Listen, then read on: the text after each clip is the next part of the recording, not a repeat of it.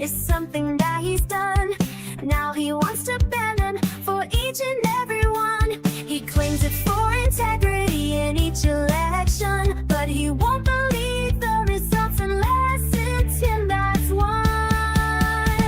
A hoax, he says it's all a hoax. When at a press conference or with misspelled he shrugs, they'll fool you with distractions like real sugar in Cokes. Confronted with the truth, you'll say it's all a hoax. He promised to release all the Epstein files that caused all the MAGA base to react with smiles. But how long has he put it off? It sure has been a while, and now he's calling this a hoax, protecting pedophiles. A hoax, he says it's all a hoax. When at a press conference or with misspelled keystrokes, he'll keep on gaslighting up until he crooks. Confronted with the truth, he'll say it's all a hoax.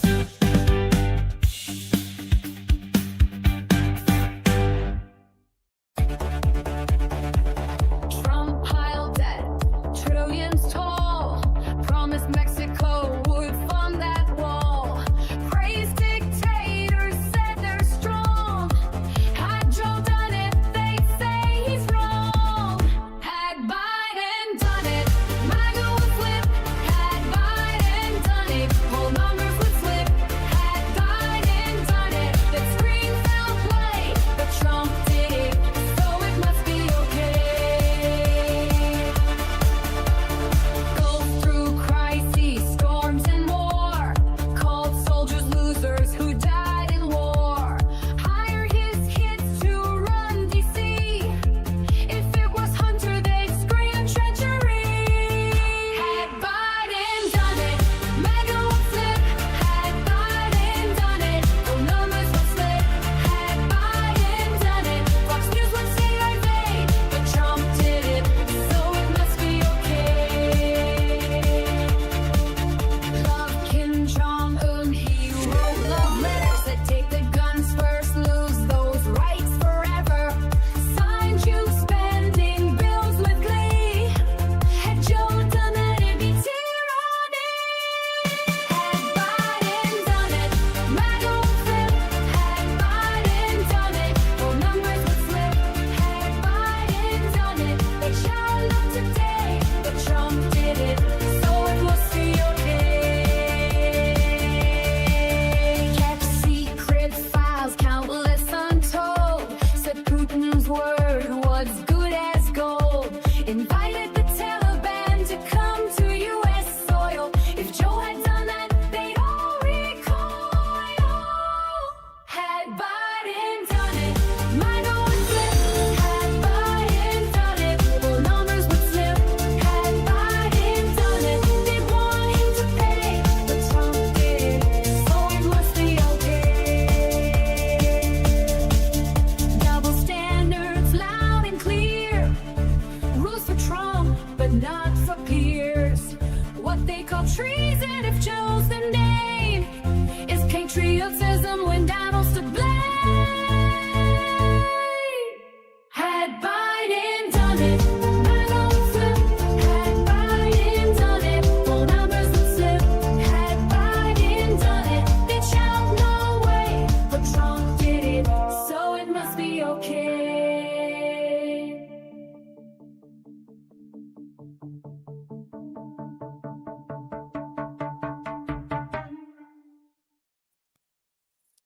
This just in. A sudden spike in logic levels across the city. Citizens report seeing a man with glasses and a podcast mic. We go now. Live to Liberal Dan. Yo, who you gonna call when Nazi writings on the wall? Call your man Liberal Dan, cause you know we got a plan. The right wing talking shit, but he ain't about to quit. He'll take his proton pack and zap your logic cause it's whack. So who you gonna call when the writing's on the wall? Call your man Liberal Dan, and the rhetoric will fall. It's being reported that Liberal Dan is setting up what appears to be some sort of straw man containment field. He's calling calling out your lies with his mic vaporized. Cross the streams in your dreams, bitch, you know that he's too wise. You're like Slimer talking crap, but you walked into his trap. Yo, it's more than entertainment, it's misinformation contained. So who you gonna call? When the writing's on the wall. Call your man liberal Dan, and the rhetoric will fall. The statue liberty, the writing you can see. So bring the huddled masses, it's a war of the classes. While Trump may think he's Vigo, Dan can cut through that ego. He's got the facts to prove him wrong, got that logic like Egon. Your logic is a ghost, cause you know this chick is toast. When you follow MTG, it's conspiracy, you'll see. There's no need to taser, he's got wit like Occam's razor. Liberal Dan cuts those lies with his Jewish face laser. It's unbelievable. Liberal Dan just used the literal dog whistle to lure a large group of internet trolls into what is being called a self-collapsing rhetoric singularity. In all my years of reporting, I've never seen anything like this. So don't call to be a heckler, you ain't no Judge Rexler. He'll bust you like Scolary, cause your logic's looking hairy. Right-wing callers think they're cool, but they sounding just like Zool. You the dog, he the man, and yo, his name is Liberal Dan. So who you gonna call when the writing's on the wall? Call your man Liberal Dan, and the rhetoric will fall. Liberal Dan, Liberal Dan, Liberal Dan.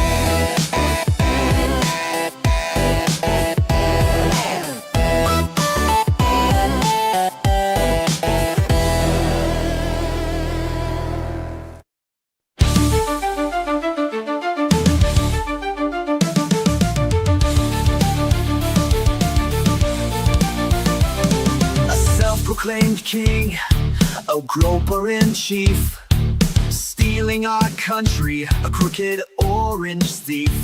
Faux patriots who are poorly educated, wearing red hats and also unvaccinated. Liberal Dan will see us through. It's the best show that you're not listening to. So when you hear the call, animals unite. Liberal Dan Radio, talk from the left, that's right.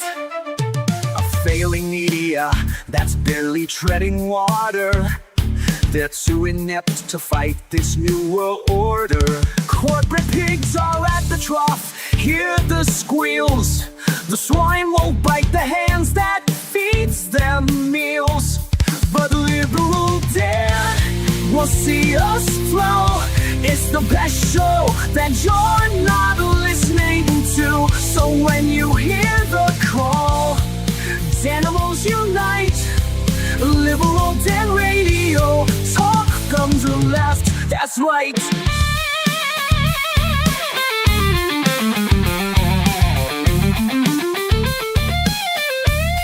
A leftist voice on air, exposing MAGA treason, breaking through their lies with facts, logic, and reason. Unmasking hypocrisy, the truth will be our guide. Call out their lies, justice is on our side. Cause Liberal Dan will see us through. It's the best show that you're not listening to. So when you hear the call, animals unite. Liberal Dan Radio, talk on the left, that's right. Liberal Dan Radio, talk from the left, that's right.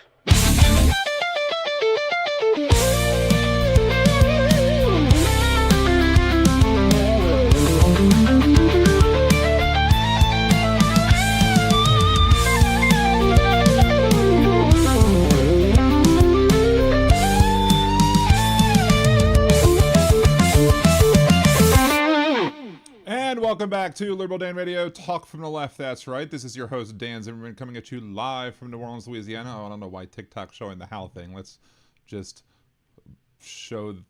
close that for a second. I don't need that, but I do need the camera over here. Anyway, do a little bit of cleanup. This is the last day that I can do.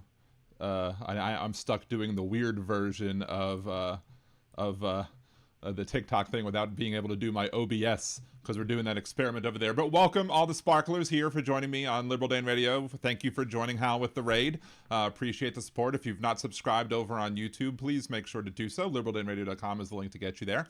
I'm trying to hit 2,000 subs by my birthday, and my birthday is on May 20th. So we got 9 days left. So share, find some videos, share it out, say, hey, you know, Dan would like some more subscribers for his birthday. It's free to do, helps the algorithm, and as we all say, Al Gore needs more rhythm. Thank you, CSL, for bringing the raid in over on Twitch. Good to see you, Aaron. Sarah, thank you for joining. George City Every Game, good to see you as always. Trina, Cosmic Rose, Fansan, Bike Shop Guru, Mr. Rise and Mojo, Jenny. Let's see if I'm missing anybody else, but it's good to see. We will get to Cassie in a second. This has been a fun weekend, let me tell you. And I'm being sarcastic. But over on the YouTube side, we got both halves of the best mod squad on the planet. We got Jolie and Aaron, and we also have good mods like Andrea and Susie as well who come over from Hal. So appreciate y'all for your support. Good to see you, Molly, Josh, Sean Tuna, Big Hook from the Great White North. MJ Daniel, CS3222, Petrazi, Karen, thank you all for joining. Easy E, Ellen, Jackie, another member of the J Squad, Set and Flower Dragon, James, happy anniversary to you. Triva, thank you for joining. Out of the Silent Patrick, good to see you. Thank you for joining. Mike's Organic Videos, thank you. Anita, thank you for joining. Ellen, Sweet Chewy, Basic Coding, says Nanu Nanu, or Shazbat, so I'll say Nanu Nanu, I guess. Used to love that show as a bunch. Dan needs 5 eggs. Everybody needs 5 eggs, don't we? I think 5 eggs did get a gifted subscription with one of the gifted subscriptions that are out there, so good to see that. Let's see, who else? Surrender Monkey. If I haven't said hello to you, if I happen to miss you because of all the scrolling, I do apologize. It is what it is. Oh, wait, that's Donald Trump's line. It is what it is. Thank you, Donald. So anyway, so we got lots of stuff going on, lots of stuff to talk about today. Let's talk about my weekend first. Well, let's talk about what happened on Friday, or let's talk about what happened a week from before Friday, like the last Friday.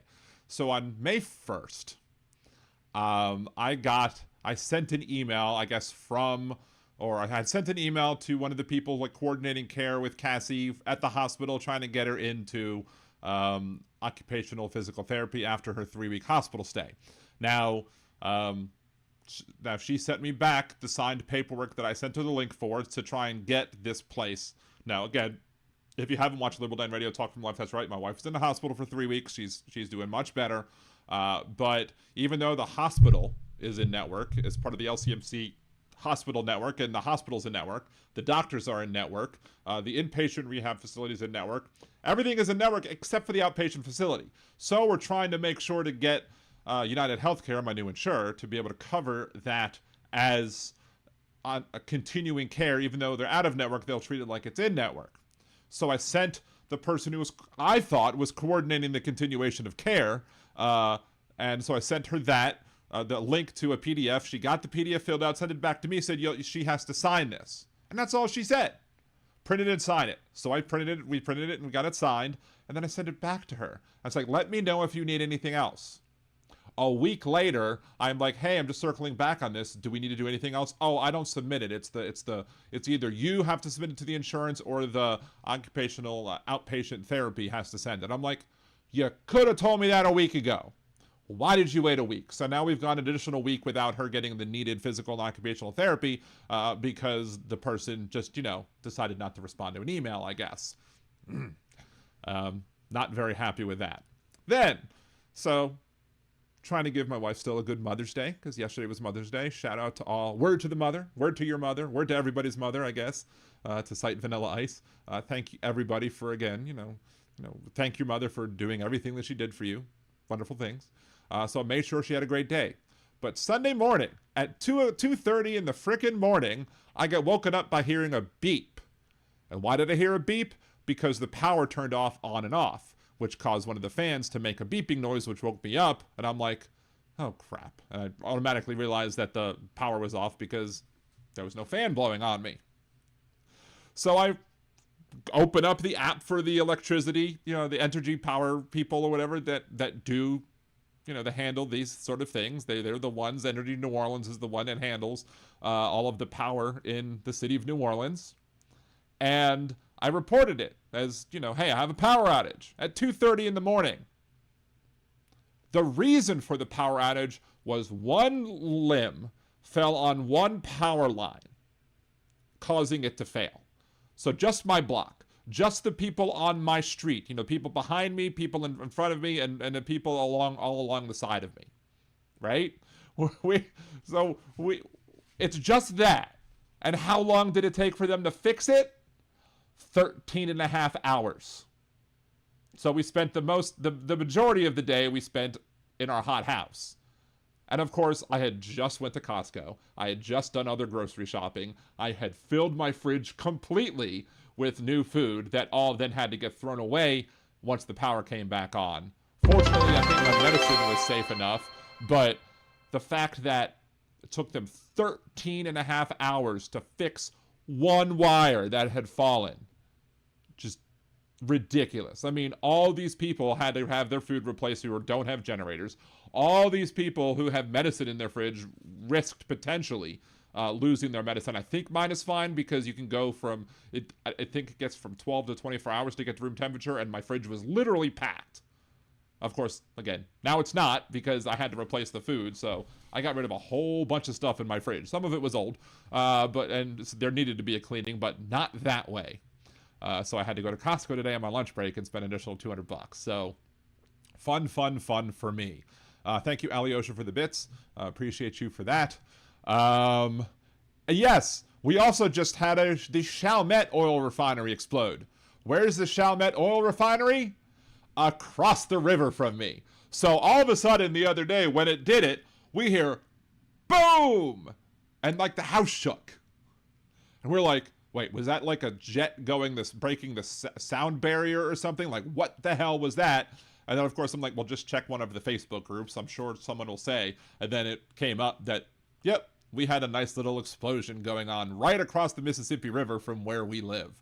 And again, large enough that and apparently there is somebody who filed a federal watchdog complaint because they reported that refinery, the Chalmette refinery. They reported it for having unsafe conditions, and then he got fired. And you're not supposed to fire people who are watchdogs, right? If those people are supposed to be protected. Now, who knows if they'll actually be protected, because who knows what the Trump administration will do, because they're so pro-oil, they're so pro-business and anti-worker that they'll probably say kick rocks, and the person probably won't have a case. If I'm wrong, I'll admit that I'm wrong, but I don't trust this administration to be good when it comes to watchdogs, especially watchdogs as it pertains to oil, big oil, or whatever.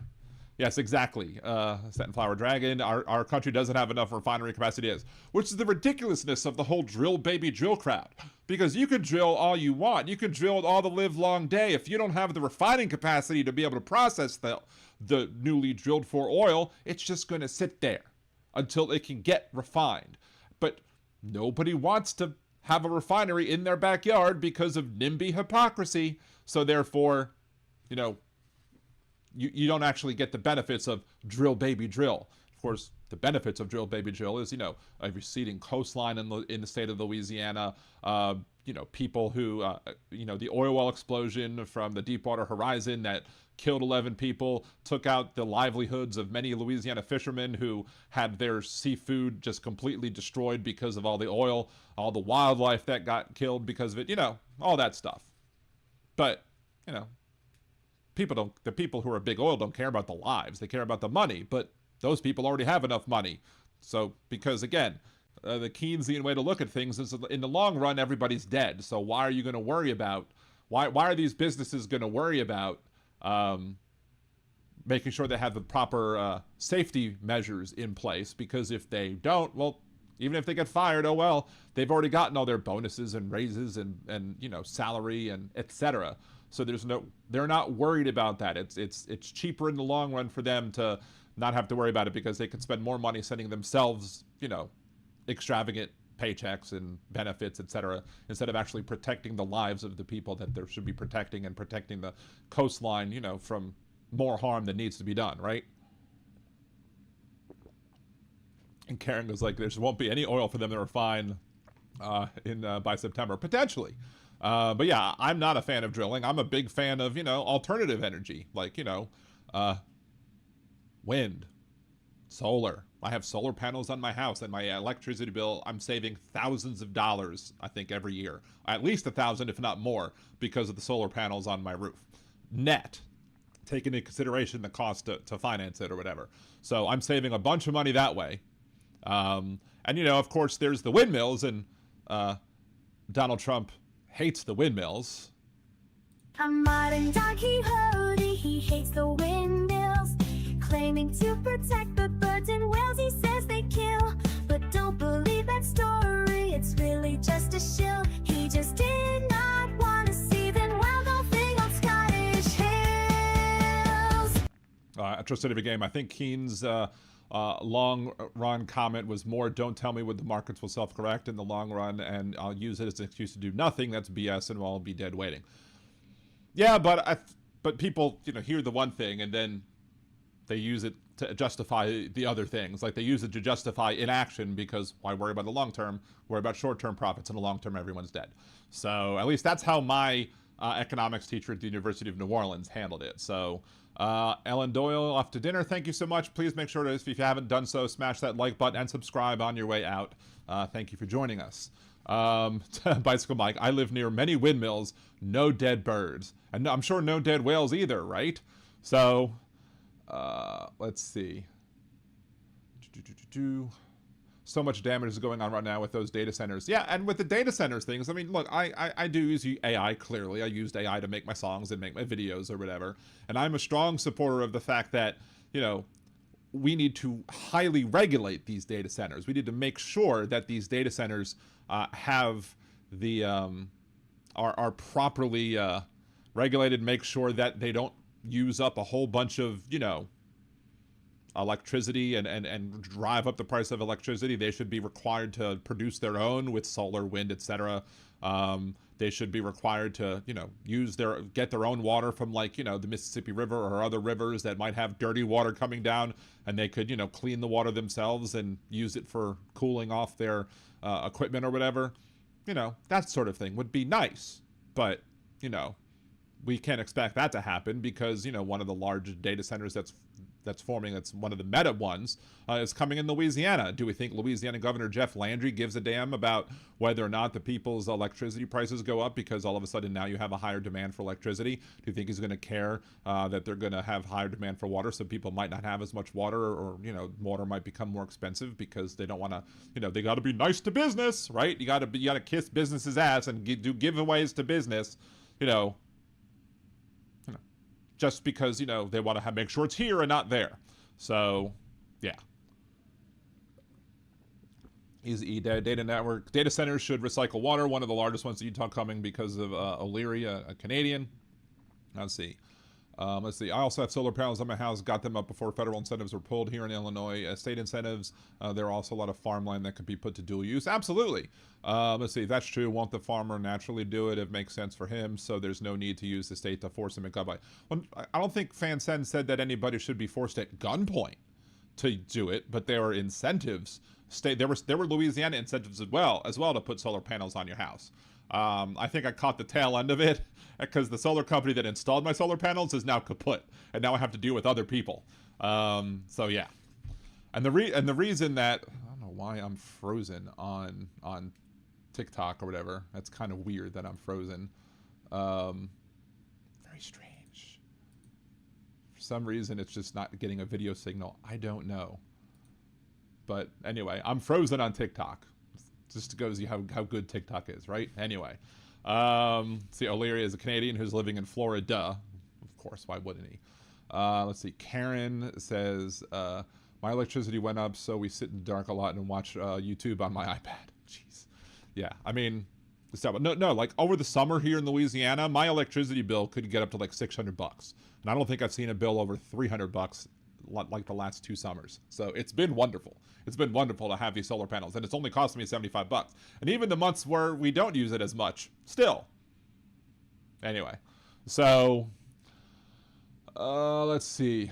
Well, when you use the state, it's at gunpoint. Nothing's preventing people from using wind and solar. The problem is tax money to force it. Again, it's not being forced. But yeah, I mean, there are states can have incentive programs. But here's the thing. Do you have a problem, Edgewalker, with states having, tax incentives to attract business, to make it, cheaper for business to come here? Or is that okay?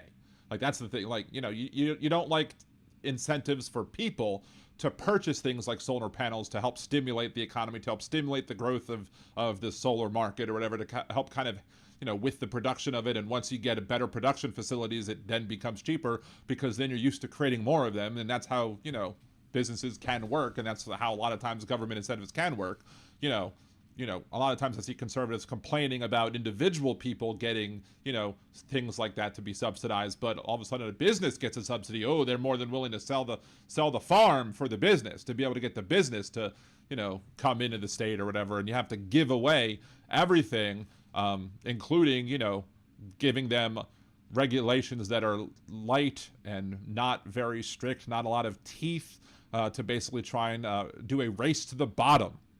And now, since we have the EPA that's run by an oil exec or someone big in the oil industry, and because we have an EPA that's no longer worried about the environmental impact, and they're going to take environmental impact into less consideration, and more consideration will be put into profits, we're going to have more and more pollution, which is going to be more and more expensive to clean up after the fact once we're done with this ridiculous Trump administration. Let's see. Easy network, I'm okay with tax incentives to encourage small businesses in some industries, but oil gets over half subsidies and does not have to pay hardly any back through taxes. Well, yeah, there's that. And also, you have these, whatchamacallit, the carbon sequestration plans.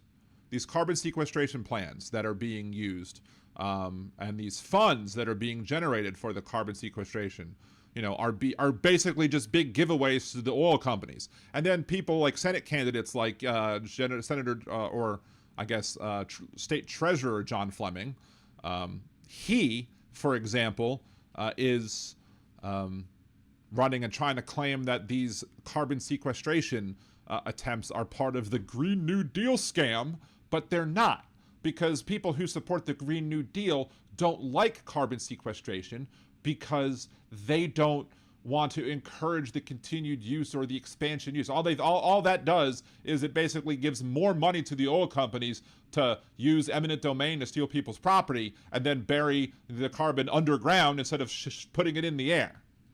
And the conservatives are magically afraid of the damage that carbon dioxide can do if you shove it in the ground, but they don't give a shit about the carbon dioxide that goes into the air. If it's dangerous in the ground, why is it not dangerous in the air? They have never been able to make that make sense to me. Not one. They've never been able to make an argument to explain why that's the case.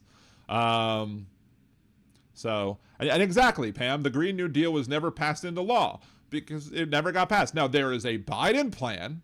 The Biden legislation that got passed did include some funding and support for carbon sequestration projects. But the conservatives aren't complaining about those because Republicans like Jeff Landry are more than happy to allow oil companies to steal your land with eminent domain and then get tax dollars to be able to, bury carbon dioxide under the earth. Like, it's bizarre. It's absolutely bizarre. And what's even more bizarre is they can't even get their story straight as it pertains to it. The only reason that eminent domain, in my opinion, should be used is if you're creating a public good. If you need to make a new highway that goes from point A to point B, and it's going to help with interstate commerce, and it's going to ultimately be a public good, then yes, you could absolutely use eminent domain for that. And you should make sure that the people are compensated fairly, so that, not only are they being reimbursed for their property, but they're also get enough money to, get a new place and then move. But if you shouldn't be able to use eminent domain to steal people's property for private industry projects. or for bullshit like carbon sequestration. Because, you know, there is risks to shoving all that carbon underground. What happens if you get into an aquifer? What happens if you get into, you know, spring water, natural springs? What happens if you know, if the damage to the land causes other issues? What then? Again, conservatives don't give a shit about that. They'll pretend to give a crap about it when, you know, they're trying to claim that it's Green New Deal scam, but in reality, they're not, right? So, yes, easy. Bidenomics stabilized the economy post-COVID. Absolutely. And Biden actually stabilized the country post-COVID because thanks to President Biden, he created the infrastructure to enable us to get double the shots in arms that he wanted to get into people's arms by July 4th of 2021. I think it was planning for what, like 100,000 shots in arms, and he got 200,000 shots in arms. A great accomplishment. Trump didn't have any sort of infrastructure set up to be able to set these up, right? He didn't have the infrastructure set up for that. So, because Trump didn't care about it. He claimed to want to take credit for Project Warp Speed is the greatest thing ever. We got the vaccines, but I don't want to force people to take them because I don't just piss off my base. I don't like them. I don't like pissing off my base. And some people in my base can piss on me, but I don't like pissing off my base. Oh my. Yeah, anyway. So, let's see. Yeah, only when it affects their bottom line, exactly. Pam Matthews, Reagan, Bush crashed the economy. Clinton brought it back. W created the economy. Obama brought it back. Trump dropped the ball on COVID and crashed the economy. Biden brought us out of it. And now Trump has crashed the economy again with tariffs, with this unnecessary war in Iran, you know, with manipulation of the markets, screwing over the working class. And for some reason, they have no problem with it, right? So, yeah, weren't the vaccines created in Germany and not the companies affected by warp speed? The first vaccine that was created was not part of warp speed. Other ones were. I'm not sure if the Johnson & Johnson one that was bad. I'm not sure if that one was warp speed or not. I don't remember that off the top of my head. My eidetic memory is somehow deciding to not be, you know, great or whatever. Let's see. Trying to see what the hell's wrong with this. I can't change the settings. I don't know. Who knows what's going on with this? I don't know. It's bizarre. Yeah, for some reason, it's just frozen. Maybe I need to reset it and unset it and reset it again. We'll see. Silliness ensues. Hopefully, the next time I go live over on TikTok, I won't have the issues because I'll be able to use my OBS virtual camera and they'll be able to see what everybody else sees instead of just what they're seeing now, right? So, anyway. Wait, Nick Rich, ad number. You're getting an ad? You shouldn't be getting ads. That's weird. You should not be getting ads during the show. I did not turn ads on. That's very strange indeed. Let me just check some of the settings real quick. Monetization.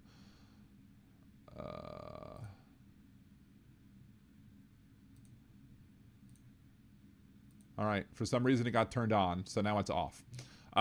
Sorry if y'all had to deal with ads. I usually like to turn the ads off during the... Let me know if you get any more ads. So, thank you, Suzanne. Appreciate you. Also, just want to let you know, I don't want to jinx it. I don't want to jinx this whatsoever.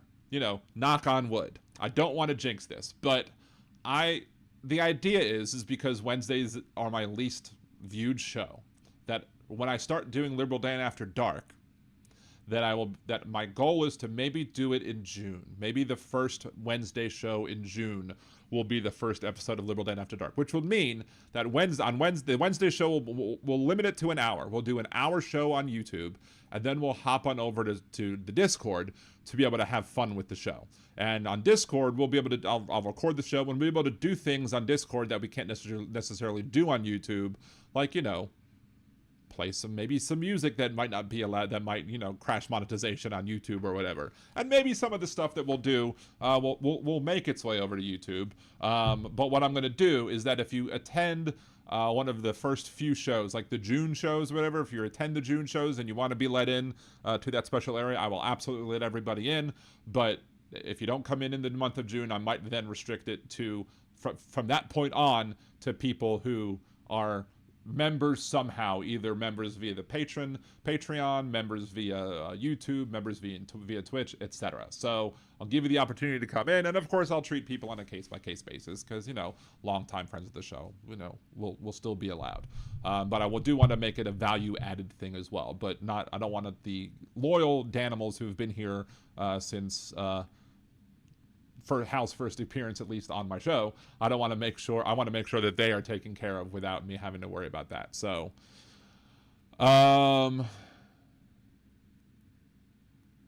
let's see.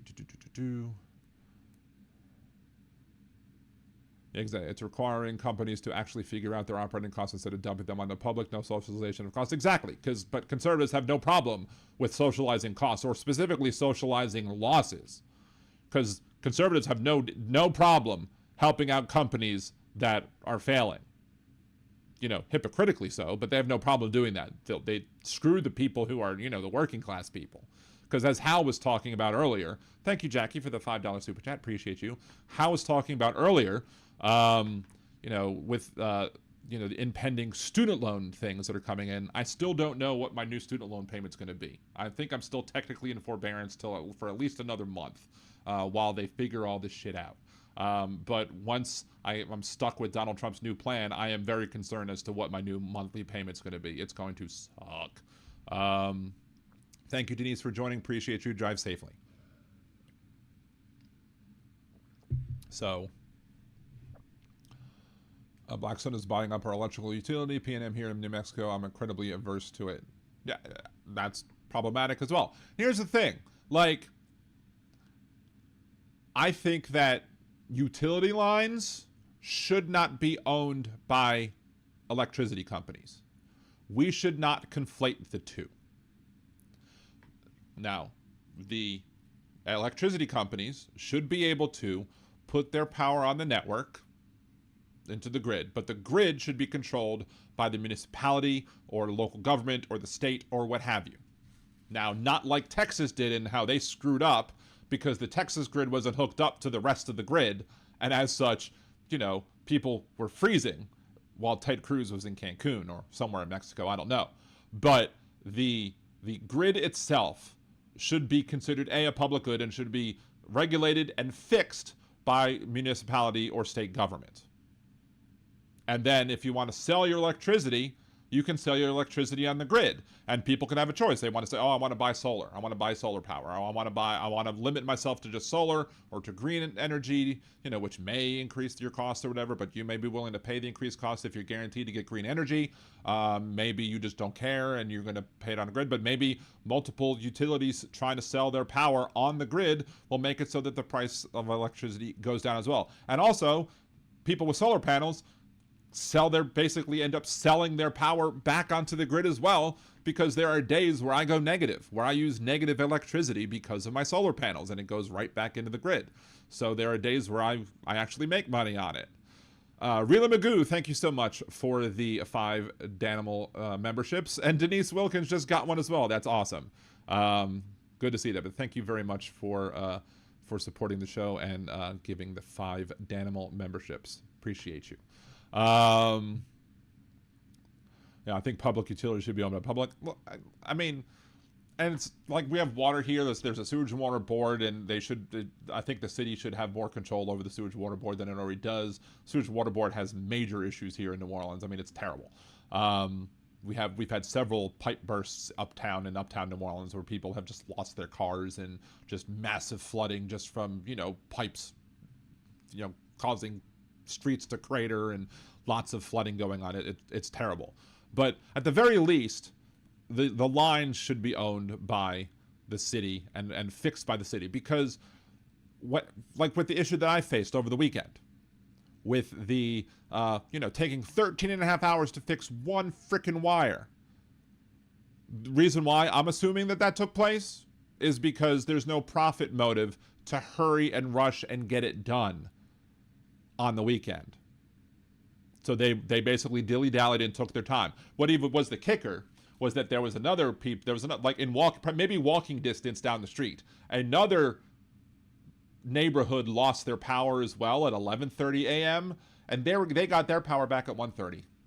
We had to wait 13 and a half hours, but this other part didn't have to. Now, I don't think it's a class issue or an income issue when it comes to that particular neighborhood.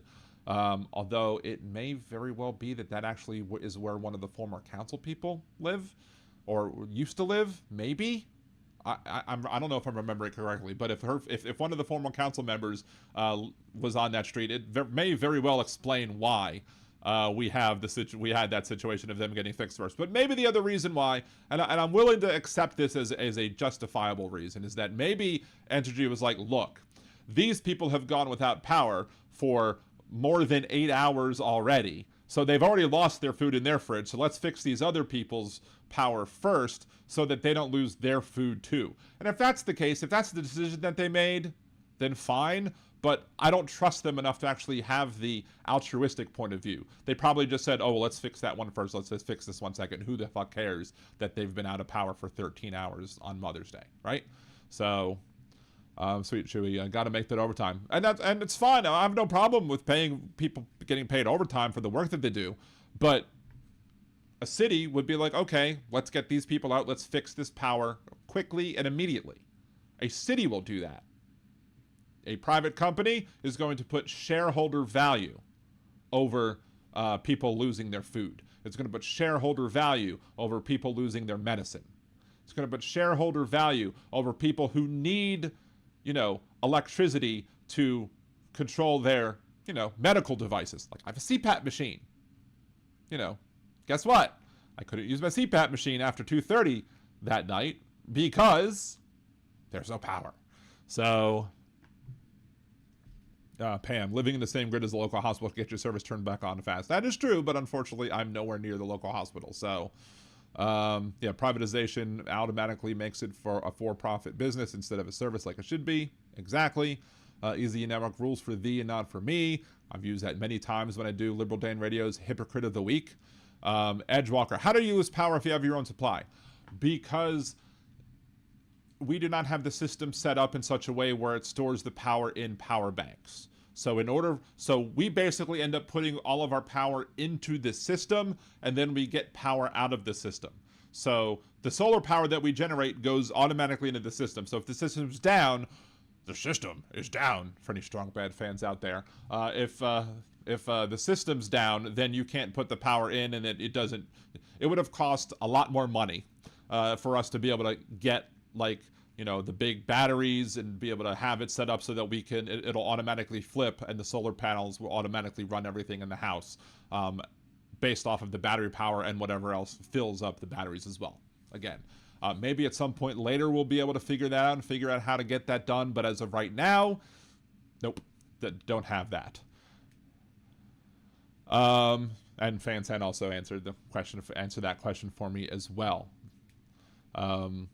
Now I am going to be, a friend of mine has actually offered me who's moving away, is offering me her generator. And so the next time it happens, I'll be able to have a generator, and I'll be able to have, I'll have a generator, and I'll be able to, at least power my fridge for at least a short amount of time, right? Or at least long enough to be able to,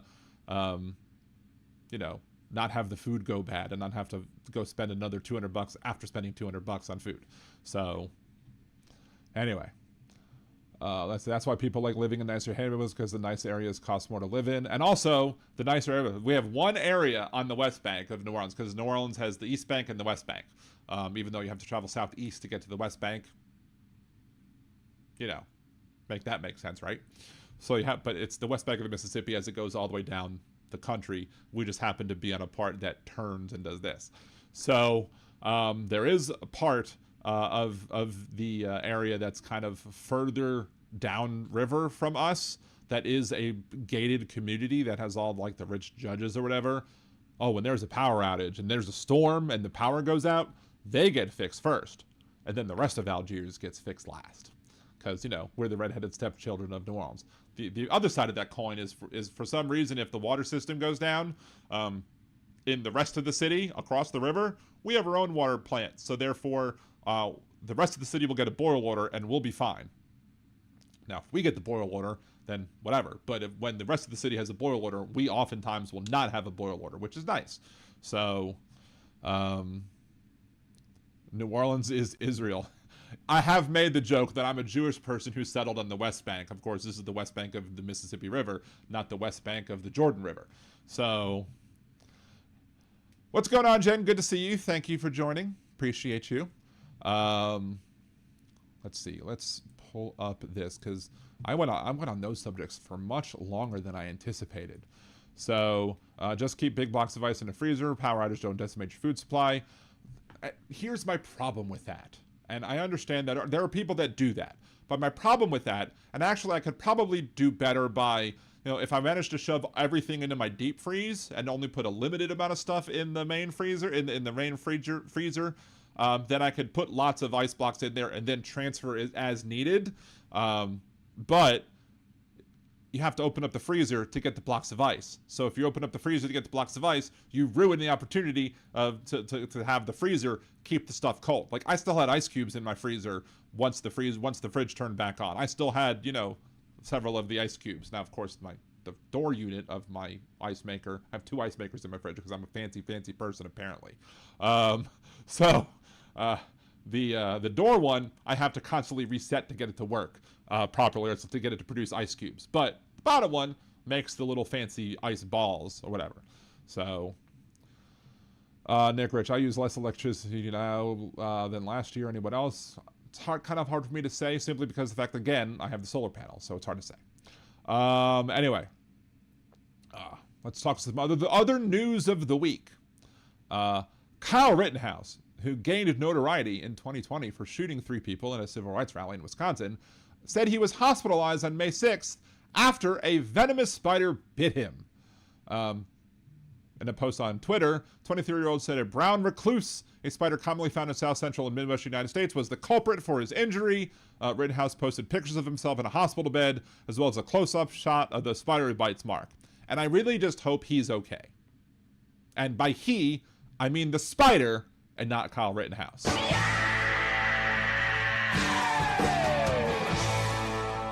So, I hate spiders. Like, that's my thing. Like, daddy long legs are fine. And if I could tell that it's not a brown recluse, like if I know that that's not what a brown recluse looks like, fine. But there are spiders that I can't tell the difference. Is that a brown recluse? Is that not a brown recluse? Yeah, no. Spiders can just go all, in a fire. In a fire, I guess, since, still on TikTok. And I guess, I don't know if you can unalive themselves in a fire is how you have to say it on TikTok, right? So, but maybe I have a little bit more of appreciation for spiders now since one of them tried to take a bite out of old Kyle and tried to, do the job that the justice system couldn't do, right? So, see, yes, the wolf spider and the brown recluse looked very similar, and it may very well be that I saw like a wolf spider in my house, but I was, in the bathroom the other day, and I saw a spider that looked like very mean looking, and I was like, squish, because nope, not worth the risk. I understand. There was one time, my wife was upstairs, this is years ago, and there was a spider that was like crawling around, and I smacked it with something, and it was pregnant, and all these little baby spiders came out, and I was like, ah! Like she was like, why are you screaming like that? I'm like, because I just created a whole bunch of baby spiders after killing mama. So, so I'm recuperating from 2 spider bites. Daddy long legs bite and they hurt you? See, I usually don't mind the daddy long legs. Now I have to worry about daddy long legs as well. Jeez. Teresa, good to see you. Thank you for joining the show. Appreciate you, as always. Thank you for joining. Yeah, Big Hook. If you have a big deep freezer and a refrigerator that you use for short-term food that needs to be consumed immediately, then block of ISIS people. Yeah, that's maybe true. But I have to go through the old one just to try and figure that out and figure out what food in there needs to go, what foods needs to stay, and it's just a pain because our garage is just so full of shit. Like not actual shit, but it's so full of junk that it's hard to get in and out because. Between like when my mother-in-law passed away and bringing all of her stuff over that we needed to bring over immediately from the house, and also all of our stuff that we've just have been piling up because of all the crap that my family's been dealing with for the last 2 years. Our our house is a shithole right now. And we were trying to do some cleaning up of the house because guess what? I have an appraiser coming tomorrow because I'm trying to refi a loan to be able to put myself in a slightly better financial situation. But, you know, who knows if how that will go. My luck is saying, you know, I'm not holding my breath on it because my luck has been shit these past few years. Let's see. So why would we switch to an unreliable energy source we can't store when the wind doesn't blow or the sun doesn't shine? We need coal running anyway. Well, here's the thing, though, Edgewalker, and I have a video on this on YouTube, on the lies that the big energy companies tell you to manipulate you into making you think that, again, these power sources are unreliable. Now, if you have solar power, you know, solar, like fields of solar panels, like Florida does. There's lots of solar panels in Florida. You drive to Disney from New Orleans, you will see a crap ton of solar panels. So they apparently have no problems with actually using solar while berating solar for themselves. You know, it puts more energy into the system. Wind puts more energy into the system. Now, you know, you're going to put it in places where the wind is more likely to blow, but the more energy that these technologies put into the system, the less we have to rely on fossil fuels, on coal, on oil, on natural gas. So it benefits the consumer because the demand for these powers, and that's what these power sources will go down as the other power sources come up and put renewable electricity. Because once they're there, I mean, you might have to repair one, but once they're there, you don't have to do anything. You don't have to find a new well to dig. You don't have to find a new well to get more solar power. We have a sun for that. You just have to make the panels, and that's it. And again, maybe occasionally repair them or fix them or whatever, but, you know, once you get over that original cost, you know, you're then getting cheaper and cleaner energy. And yeah, you know, is maybe at some point in the future, maybe when battery power is cheaper, when batteries are smaller and are cheaper to buy because more people are demanding it, so more people will produce it because companies realize, oh, there's more of a market for these things, then you'll be able to have these things in your homes and you'll be able to run off the battery power when, you know, the sun's down, for example, or when the power's off, for example. But it's an overall benefit to society by reducing our reliance on fossil fuels. Are we saying right now that we could eliminate fossil fuels altogether? Probably not. But why not use renewables to be able to get that information? Why not use renewables to be able to get the power and to get the prices of electricity down? That's a good thing, right? Bigger supply means less cost for the consumers who are demanding the services. But we can store the energy. There are batteries, Edgewalker. We have batteries that can store the power. And like, again, where do you store the power for the coal that you burn? If you create too much excess coal, if you burn too much coal, where do you store the power? If you make too much, too much natural gas, where do you store the power? It's the same problems. But yeah, people can have, these battery systems. And look, and at night, if your reliance on the fossil fuels go up at night because the sun's not shining and you utilized all of your battery power, then guess what? So that at night you use that stuff, but at night you're most likely not using as much electricity because it's cooler, so you don't have the air conditioning running as much, if you even have air conditioning, depending on where you live, all that sort of thing. So basically right now, Edgewalker, you are basically just repeating the talking points of the fossil fuel industry and the arguments that they use to justify their combating of, putting out more clean versions of electricity, which are renewable, which become cheaper in the long run. But I guess, again, in the long run, we're all dead, right? So I don't understand how it works. I think I understand how it works just fine. Hey, Visantha over in YouTube chat, good to see you. Hey, Petrazi. Hey, MST Wash, good to see you as well. Thank you all for joining. Please, I guess, also remember to smash that like button.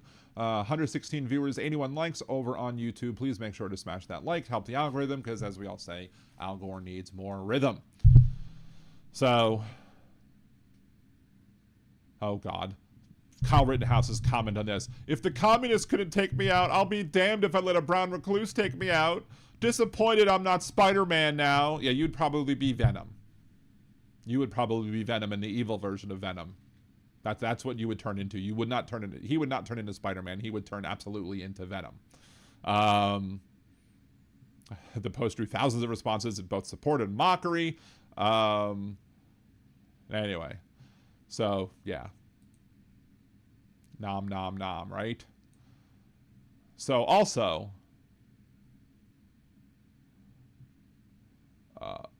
we have the hantavirus going on, right? And, you know, we have one person showing symptoms. We have one person, and we talked about the hantavirus over on the previous show. You know, we talked a little bit about that, and not my concern that the hantavirus is going to go, you know, and become a huge major problem, but the problem, but if the hantavirus were to mutate in such a way to make it more communicable, to make it spread via, like, you know, air droplets in the air and not close human contact or saliva or whatever, but like actual, like, you know, aerosol or whatever.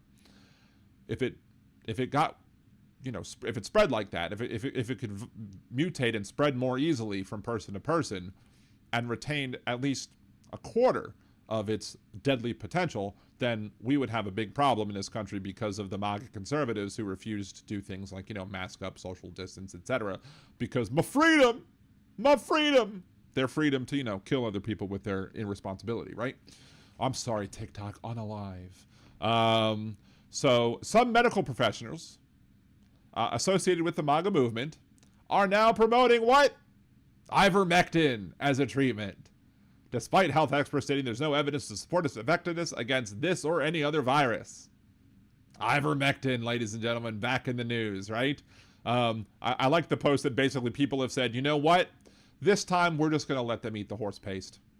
Just let them eat it. If they want to make that bad decision, whatever. And of course, as Hal Sparks said clearly, if you have a virus and you take ivermectin and it makes you feel better, you also had worms. Congratulations, you had two things. Exactly, Jen. We said the same thing at the same time.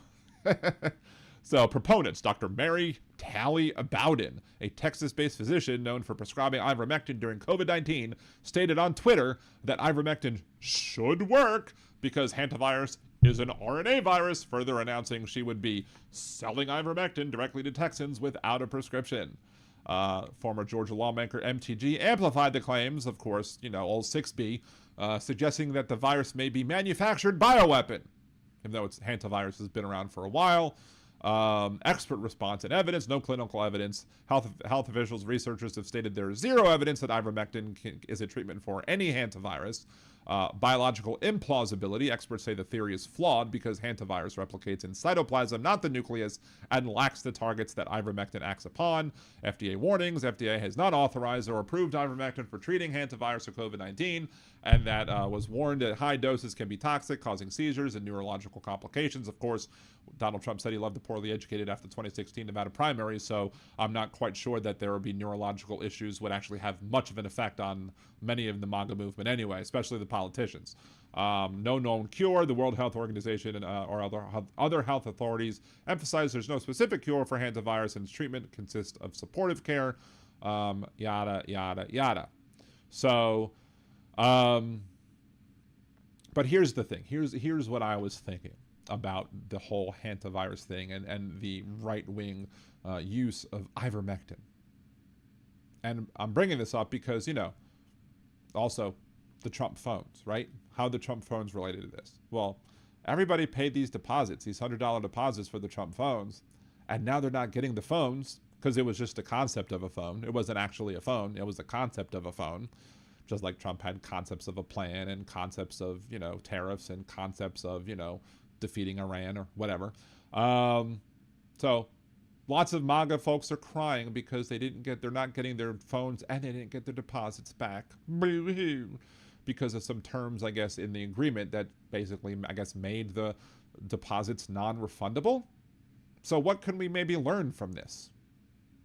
Could we maybe say, let's create MAGA-mectin, which may very well be the next thing for liberal Dan's Chopper City.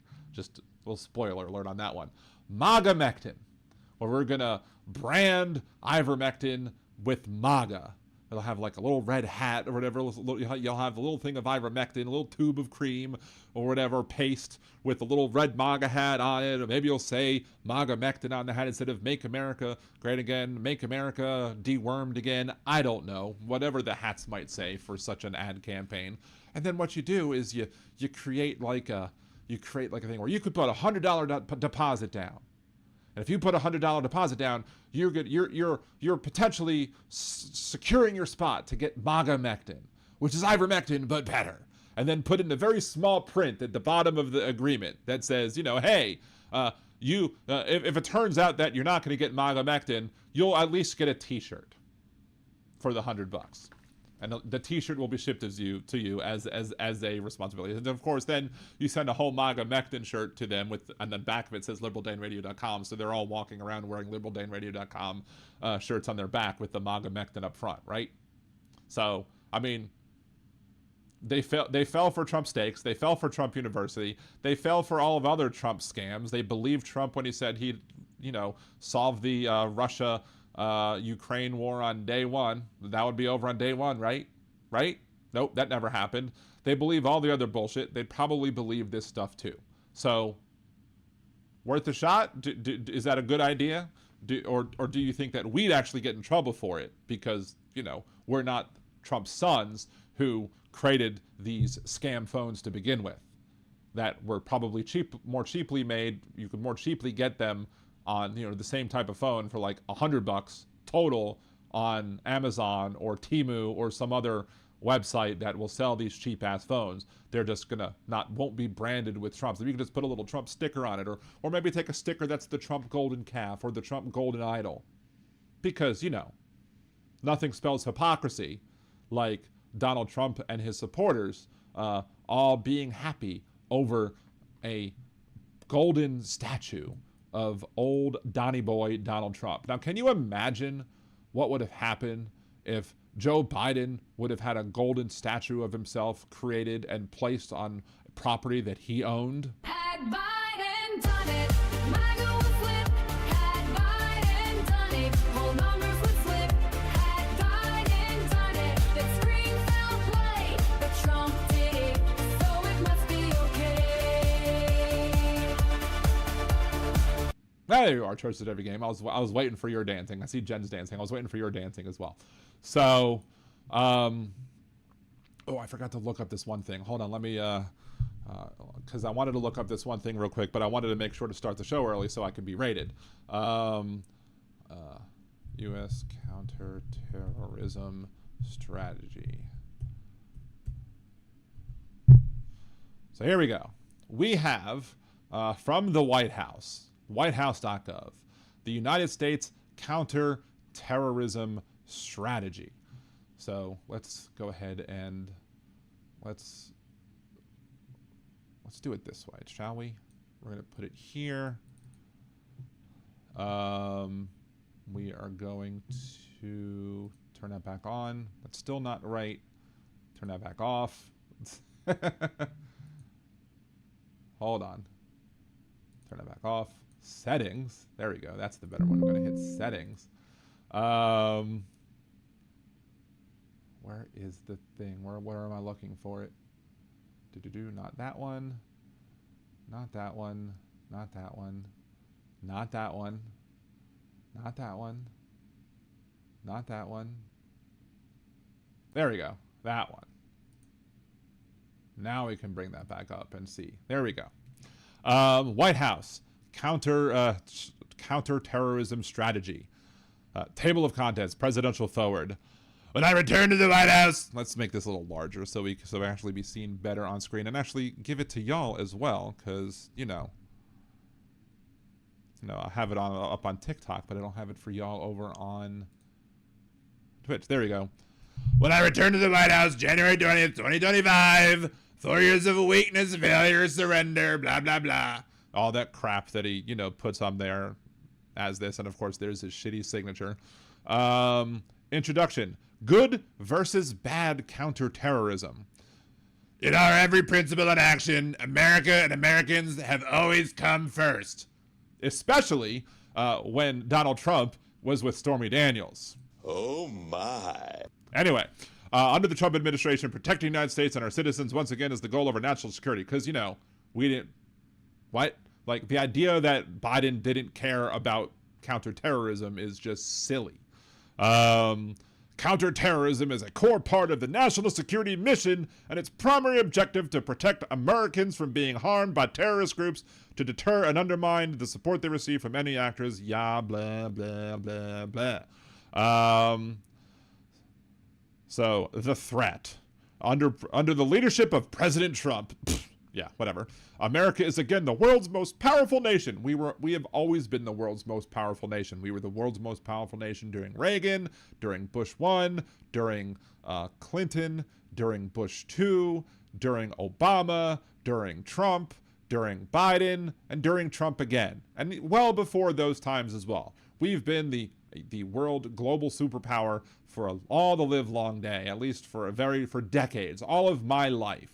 We've been a global superpower and the most powerful nation on the planet. So, the terrorist threat has changed. We face new categories and combinations of violent actors. Currently, we face 3 major types of terror groups. Narco-terrorists and transnational gangs. Legacy Islamic terrorists. Violent left-wing extremists, including anarchists and anti-fascists. So, according to the Trump administration, if you are against fascism, you're a terrorist. Now, the only people that would say that are fascists. Now, he could have just said Antifa and just left that alone. And even though Antifa is simply anti-fascists, he could have just left it at Antifa. But no, he spelled out anti-fascist. Or whoever wrote this for him, spelled out anti-fascist. So being against fascism makes you a terrorist in the eyes of the Trump administration. Well, I guess I'm a terrorist because fuck fascists, right? Well, don't fuck them. You don't want to give them any sort of pleasure. But still, we are not a fan of fascism here on Liberal Dan Radio. Talk from the left, that's right. But, isn't that the Trump administration basically just admitting that they're fascists? Because if you're anti-fascist, you're a terrorist. And of course, where's the mention of the right-wing terrorism? Now, the Republicans and conservatives and the MAGA folks complained when there was when the FBI released that article about saying that one of the biggest threats facing our domestic terrorism are right-wing domestic terrorists. Of course, with any action done by a right-wing domestic terrorist to the Trump administration is going to be seen as a feature, not a bug. He doesn't mind right-wing domestic terrorism. He, in fact, pardoned many right-winged domestic terrorists when he pardoned the people who were there on January 6th of 2021. I'm not saying that every single person that was there was a terrorist, because I anticipate the conservatives saying, oh, not everyone was a terrorist. Well, yeah, but many of them were. All of the people who were trying to push down the barricades and crash through the police barricades and get through the police, they were terrorists. Because they were literally trying to use force to break into where they weren't supposed to be. All the people that broke into the Capitol, they were terrorists. All the people that assaulted cops, they were terrorists. Because, the only time blue lives matter, there's no such thing as a blue life, but the only time that MAGA folks think that blue lives matter are when the blue lives take the black lives. When blue lives are going against MAGA folks, they don't give a shit about those same blue lives. Right? They don't give a shit. Blue lives don't matter at that point. Now it's MAGA lives that matter, right? Because they don't want, MAGA to be prevented from doing their domestic terrorism. Ashley Babbitt, terrorist Barbie, domestic terrorist. Of course, her family got paid because the Trump administration settled the lawsuit, and of course they did. Because, he's going to support the family of one of his domestic terrorists. Of course, Donald Trump sat there and did nothing for hours except for maybe throwing ketchup at the wall. As his people screamed that they wanted to unalive Mike Pence. They were literally they built a gallows. They literally were threatening to take out the vice president of these United States. But we can't say 8647, which 86 is not a threat of violence.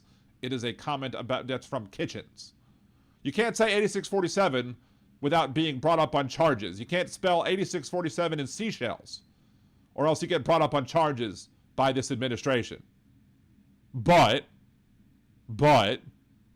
if you shout, hang Mike Pence, you get pardoned. Make that fucking make sense, conservatives. Make that make sense whatsoever. Edgewalker, there's no way who actually believes what, Edgewalker. Yeah, Trump doesn't write his post. He just grunts and says, sick 'em. Probably. I don't know. There are some posts where I can look at it and I can say, this is absolutely Donald Trump tweeting this out at 2 o'clock in the morning from the shitter. Like, they're absolutely... There are other times when, you know, he might sound somewhat having a modicum of intelligence. Those are examples of probably where somebody else wrote it for him. Although if I were president of these United States, not that I ever will be, but if I were president of these United States and I had a personal Twitter account or a personal social media account, I would not let anybody else fucking touch that.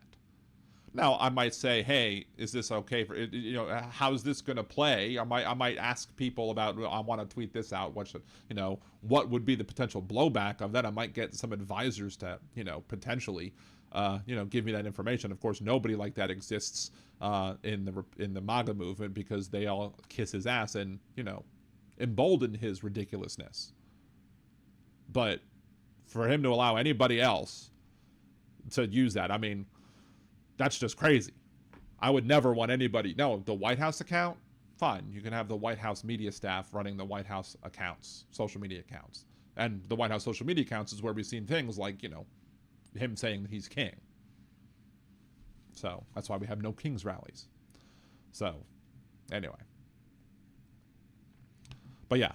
We're going to beat every one of these groups, but the threat is significant and perversive. I mean, pervasive. Perverse. I don't know. I don't know what the words are. The best words. Nobody has better words. So any politician who is on social media with a politics account should keep it separate from personal and both separate from elective office accounts. Yes. Agreed. Yes.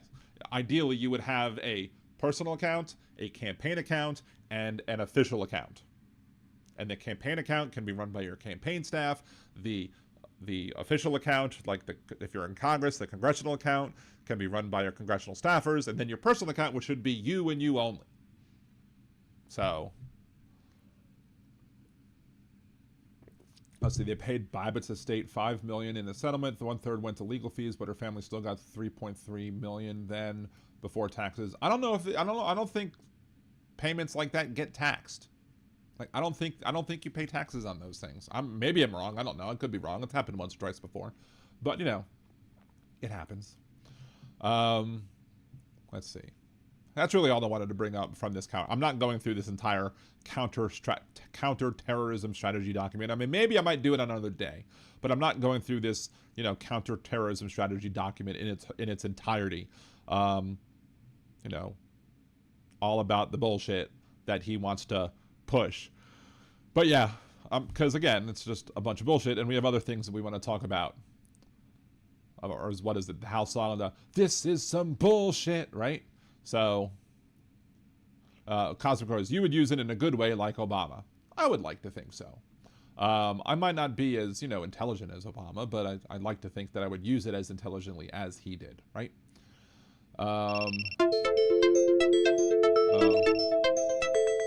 They've detected inactivity. For some reason, they don't like the fact, I guess, that I'm frozen, I guess. I don't know. Let it go, let it go. Anyway. So, Pam, I love that song, yes. This is some bullshit. But do you have the Liberal Dan Radio songs on your phone? That's what I want to know. Like, you know, you should absolutely have this as a ringtone. Had Biden done it, MAGA would flip. Had Biden done it, whole numbers would flip. Had Biden done it, that screen foul play. But Trump did it, so it must be okay. I mean, it's also on YouTube as well, and I've ripped many songs from YouTube in order to make my ringtones that I have. In fact, I probably should make those my own ringtones anyway, but I do like Men in the Box as my ringtone for my phone, and I do like Tom Sawyer as my text message ringtone, even though that's usually off at this point. But yeah, there's plenty of different ways to rip things off of YouTube or whatever, even if you just do a screen recording of the audio and then whatever. But there's plenty of different ways to do it. You don't necessarily need Spotify to do it. Of course, there's also this one that you should also use as a potential ringtone as well. If Trump can't see it, you must not exist. That also includes the Epstein list. Object permanent, a milestone missed. If Trump can't see it, he must not exist. Pam says, thanks for the tip. Just the tip? Oh my. Maybe that should have been left for Liberal Dan After Dark. I don't know. Anyway, we're going to go over some of this video in a second. I don't want to watch this whole video of Trump at the maternal health care event, but we're going to go over some of it because, I'm sure there's some wonderful things that were said there that are, be wonderful clippy things, right? So, but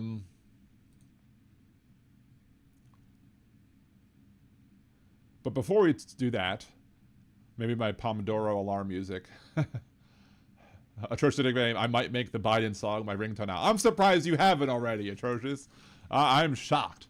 But before we talk about what dumbass Trump and Kennedy said at this maternal health care event, according to Reuters from May 8th, Kennedy's health officials explored U.S. ban of some widely used antidepressants. U.S. Health Department officials last week explored whether they could ban certain drugs in a widely prescribed class of antidepressants as HHS Secretary Robert F. Kennedy Jr. prepared to roll out a plan to reduce their use, according to two people familiar with the discussions. Their interests centered on specific treatments within a class known as SSRI, selective serotonin reuptake inhibitors, such as Zoloft, Prozac, and Lexapro, which have been available in the U.S. for decades, one of the people said. The sources did not say which drugs were being examined for restrictions or how far the inquiries about them have advanced. There are people who have absolutely benefited from the use of drugs that are SSRI. Now, I'm not on any SSRIs, but, there are, the fact that he wants to go after these people now too, just again shows you how he shouldn't be in the job and why absolutely I have no desire to see Senator Bill Cassidy get reelected to the Senate. Now, obviously, I want a Democrat to win, but I don't want to even see Cassidy make it into the runoff of the Republican primary here in Louisiana because Bill Cassidy was stupid enough to allow or to believe that any changes would be going through him. Any health changes will go through him. He was assured by RFK Jr. that they would, but they're not. And now he just looks like an even bigger idiot than he was before. Robert F. Kennedy says psychiatric medications have a role in care, but will no longer treat them as the default. I mean, for some people, they do need to be the default. And guess what? And he goes, let me be clear, if you're taking psychiatric medication, we are not telling you to stop. But if you banned them, you'll be forcing them to stop, right? So if you ban them or you make it harder to get and harder to obtain, then you're effectively banning them for people who might very well need them. And I guarantee you that with any ban of SSRIs, it's not going to come with an increase of funding or an increase of scaling up of mental health professionals who can help you get the mental health care that you need so you can get therapy, because getting therapy is hard. I mean, the process of trying to find a therapist is enough to try and make you want to get therapy in and of itself. You'll need a therapist to deal with the stresses that you dealt with trying to find a therapist.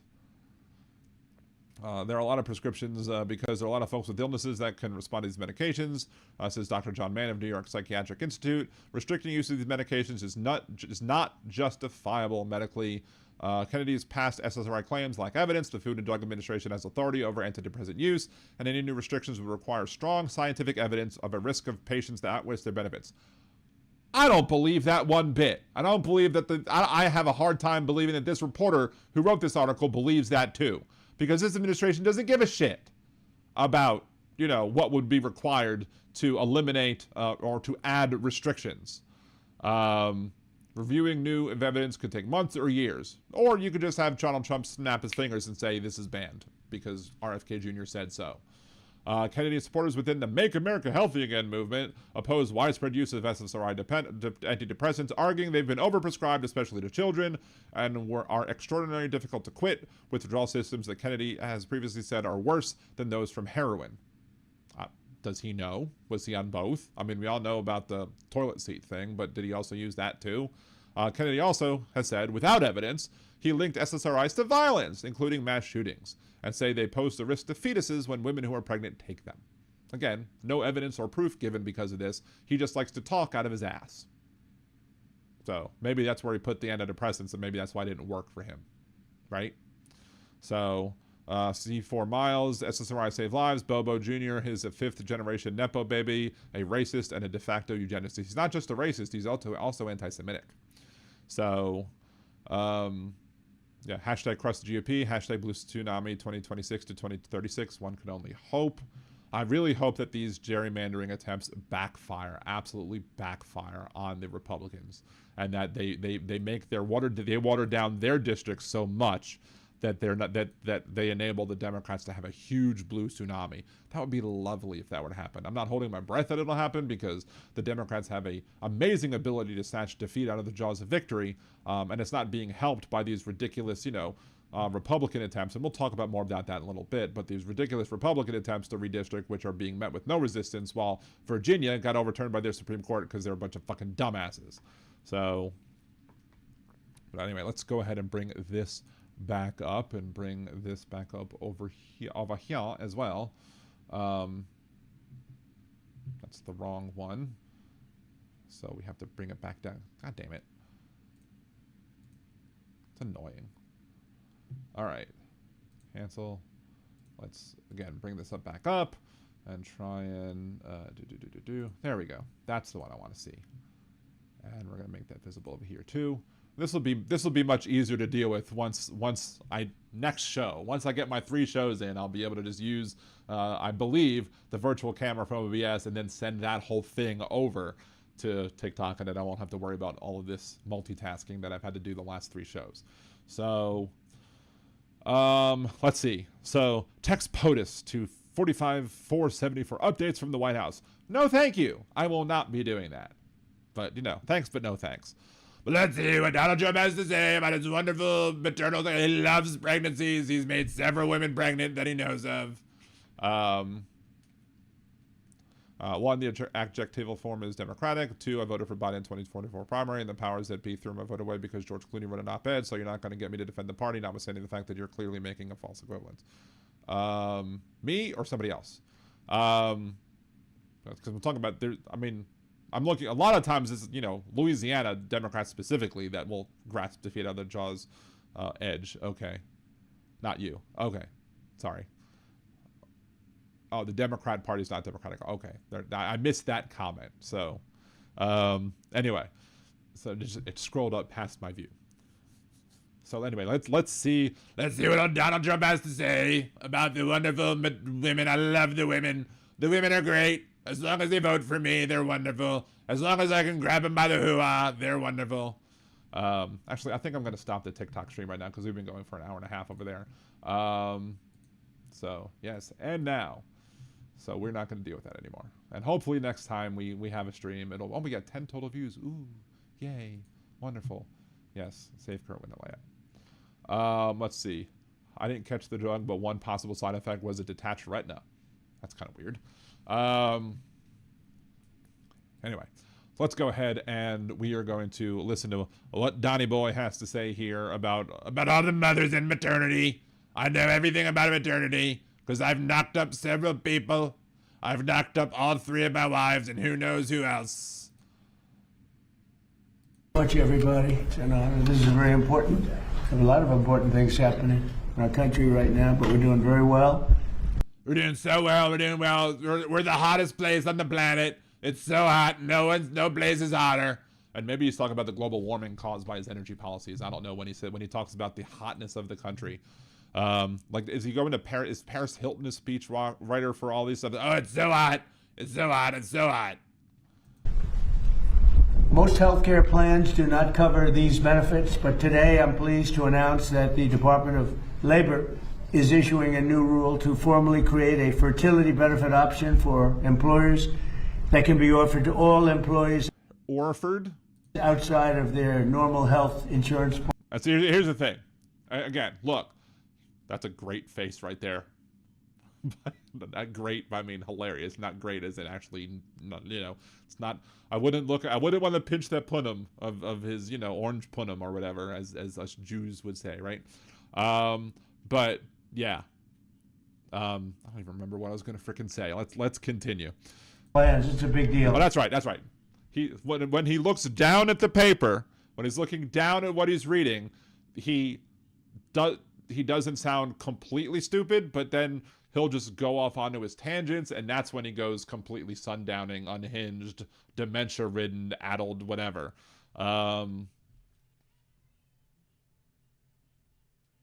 Easy Network. Antidepressants at worst usually cause digestive health and drowsiness issues. Well, there's also some other side effects which make it hard to you know, finish. So, lack of a better word.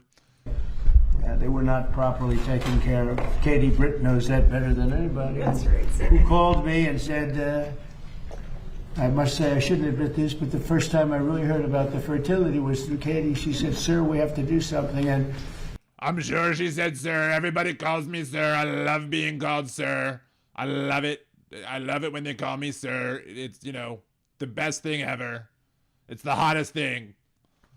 I'm a quick study, so I learned everything there is to learn in about. He's a quick study. That's why he has to read everything from the paper, right? He can't just speak off the cuff. He has to read it from the paper, because then he's going to start rambling and talking like an idiot. 3-4 minutes, and I became the father of fertility. It's very hard for me to be in a room with so many women and not grab anybody by the hoo-ha. I gotta grab them. I want to grab them, but I can't. And hopefully I won't shit my pants this time. That is true. No, it just made a lot of sense to me. She explained it well. And I hope you tell that story, what happened to you, that you were virtually attacked with a bad ruling from a court. They gave a very bad ruling, as you remember, in Alabama. Again, he starts going into the rambling, and, you know, his people need to be like, just read from the paper. Actually, no, that's not how they should say it. They should say, "Sir, please read from the paper, because you sound much more eloquent when you read from the paper." So, yes, Big Hook, that's what I was hinting at about the side effects. Anyway, let's continue. You stepped in and saved the day and made sure that we had nationwide access to IVF, and have done so. So you stepped in and saved the day. Here I come. Or here I come to save the day. They call it Mighty Mouse. You know, I was the original Mighty Mouse. They called me Mighty Mouse before the Mighty Mouse was a Mighty Mouse. Make Mighty Mouse great again. So much since then, and we are so grateful. We had something. Man, I mean, her nose isn't brown yet. Passed within 2 days after That's that. great. So That's it's exactly really pretty right. amazing. You ever see that? Anita Kranitz, I have only one question. Where's our big, beautiful obituary? Not here soon enough. That happened very often. We support natural causes here on Liberal Dan Radio. Talk from the left, that's right. Just in case all the FBI people want to, lock me up for being anti-fascist. But this will be supplemental option available to those who need it, much like So they're not going to require the insurance companies to actually cover it. They're just going to require the insurance companies to have it as an option that people can pay into. Again, weak sauce. Woody Woodpecker head.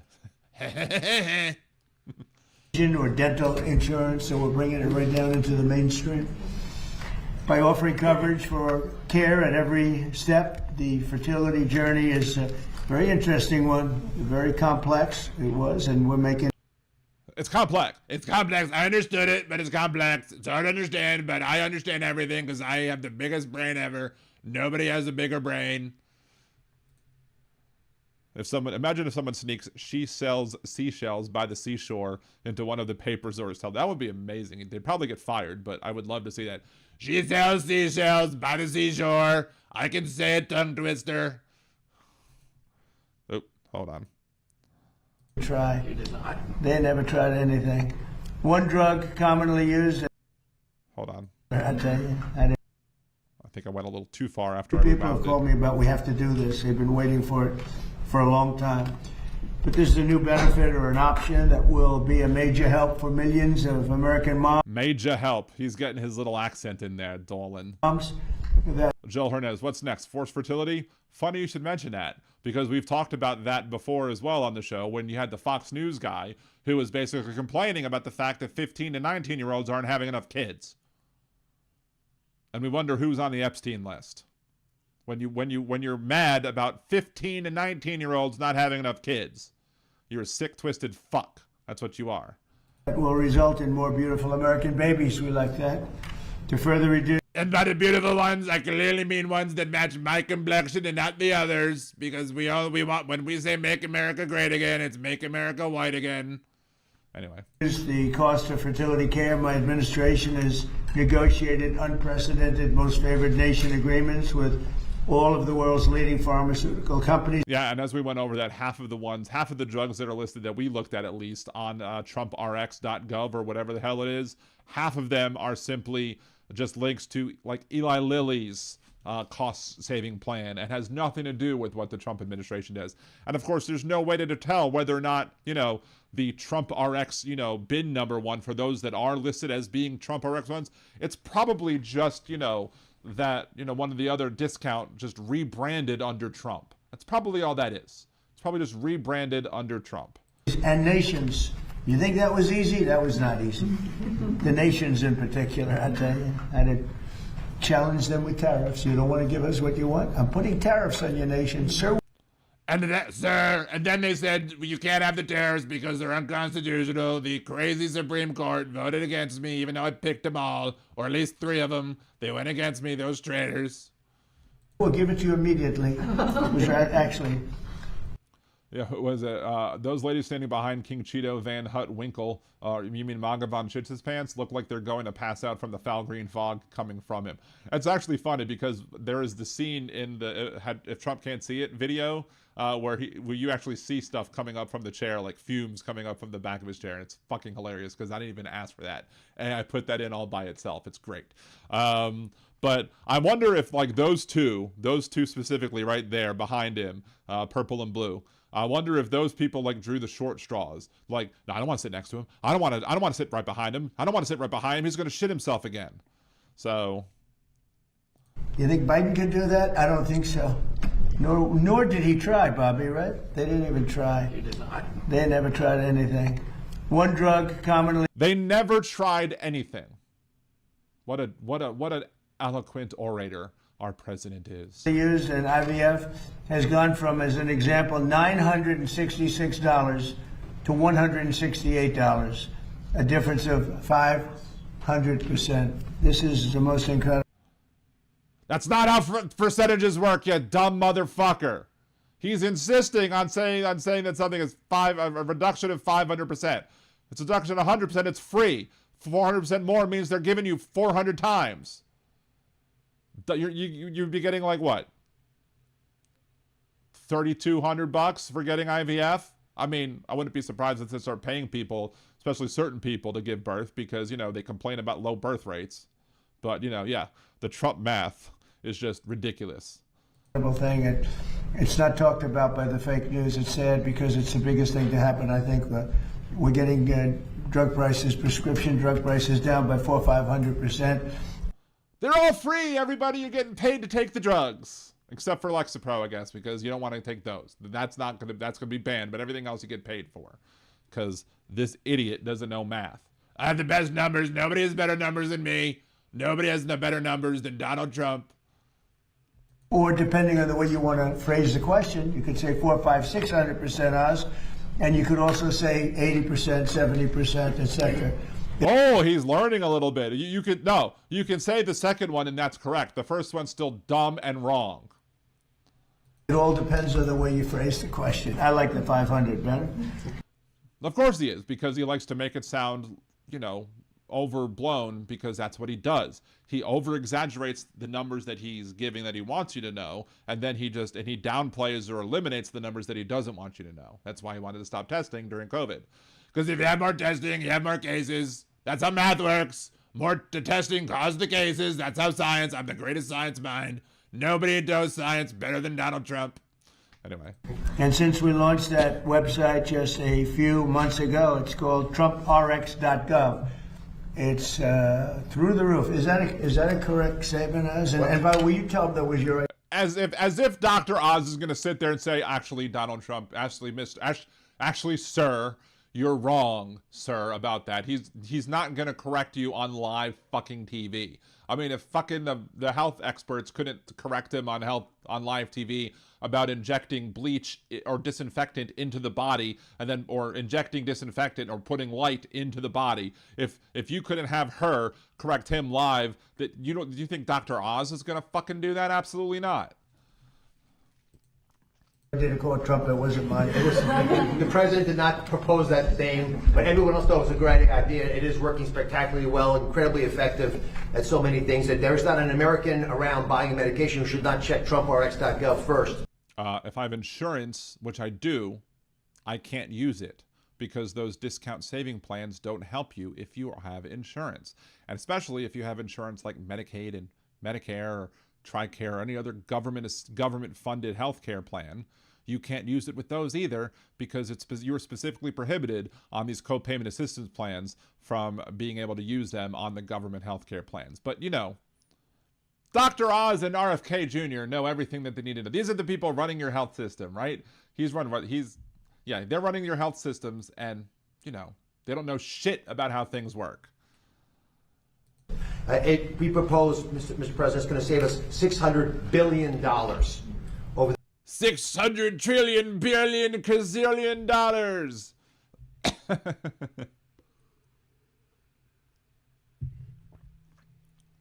the next decade, the kinds of savings we're going to achieve from the most favored nation drug pricing that Secretary Kennedy organized. And the media doesn't write You mean the brainworm? about it. If a Democrat proposed it, it'd be front page news every day for the rest of your life. The media No, if had Biden done it, they would have, you know, actually reported the truth on it, that it's not, you know, doing anybody any benefits and it's not anything special because it's just, you know, other companies' cost-saving plans that you can't even use if you have government things. So, but if Biden lied about it, they would have a problem with it. But Trump does it. Had Biden done it, MAGA would flip.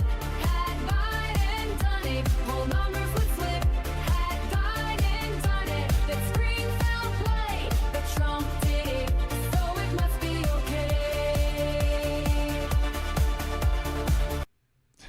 okay. Jen started dancing, I think even before she heard it.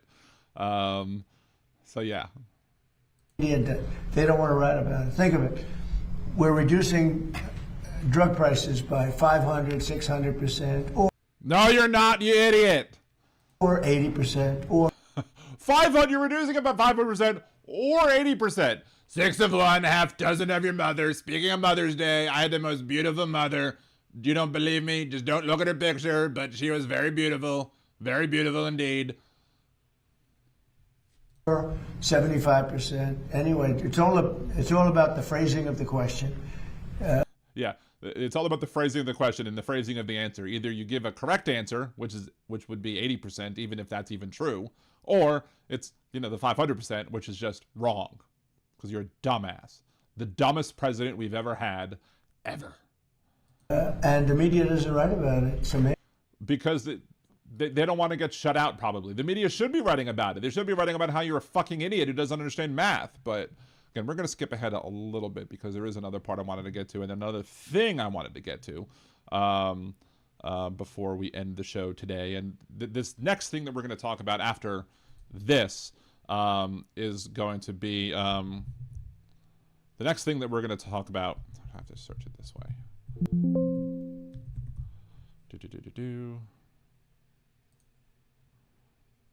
Let's go to about go to here, pop it back open, put the laptop back open so you can see it, and we are now 30 minutes into the future, or maybe 20 minutes into the future. The phrasing is that he is a dimwit and a buffoon. Couldn't have said it better there, MJ Daniel. Appreciate that.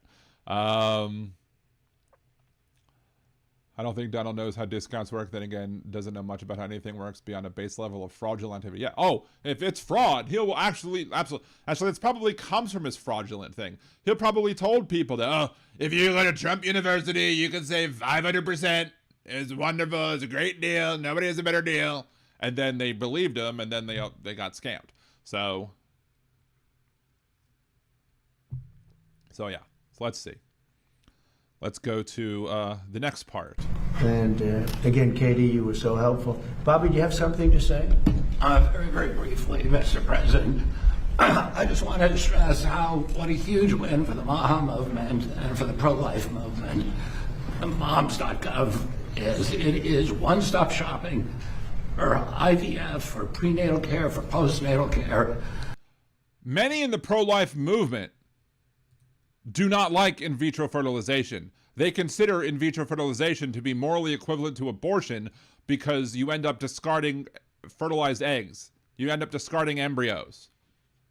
Which reminds me of something that I just shared again. I did a blast from the past because I was reminded of it. So I went and got all the screenshots and reshared it from my Liberal Dan one to Liberal Dan Radio on Facebook. So if you go to facebook.com/Liberal Dan Radio, you'll be able to see Conversations with an Idiot in Blue, where I was basically giving my my hypothetical argument as to why people don't really consider embryos to be the same thing as infants.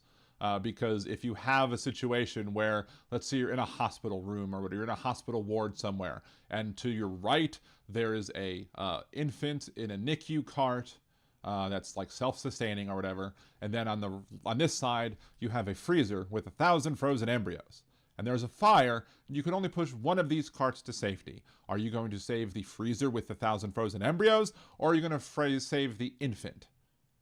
People are going to save the infant and not the embryos, which if embryos were the same thing as a born person, then guess what? That's 100 lives versus 1. So you would save the 100. Now, there are some irrational idiots who probably would save the embryos because they're unhinged for thinking that an embryo is the same thing. But most people, even most conservative folks, are going to save the infant before saving the frozen embryos. But this person jumped into the conversation and was like, that's crazy. You can't freeze babies. I'm like, yeah, you can. And he just kept insisting that there's no way, that it's ridiculous, it's witchcraft, that you could freeze embryos. He could not possibly believe it. You can't freeze babies. And I'm like, yes, Mr. Sperm who should have been swallowed. Absolutely, you can freeze an embryo because embryos are not babies. And that's why you can freeze them. And somehow, that one post got like over 1 million views. I don't know how that didn't make my show blow up at that time. I was very annoyed at the fact that I got 1 million views from that and then nothing. So, but still, all that post is now available on facebook.com/LiberalDanRadio if you want to go check that out at some point. But yeah, these pro-life idiots don't even like IVF. So the idea that they like IVF or whatever is ridiculous. But let's see. Let's bring this up. I wasn't anticipating bringing this up. Moms.gov. Resources, information, and help for new and expecting mothers. Addressing the needs of mothers and fathers who face difficult or unexpected pregnancies. Yes. Are they admitting that fathers can have unexpected pregnancies? Are they admitting that trans men can be pregnant?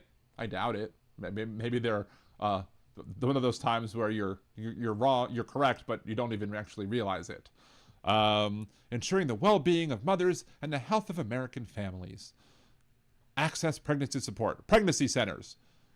Of course, these CPCs are a bunch of scam artists who are a bunch of fucking assholes who will just stop at nothing to prevent you from. And of course, now we have a government website finding these crisis pregnancy centers.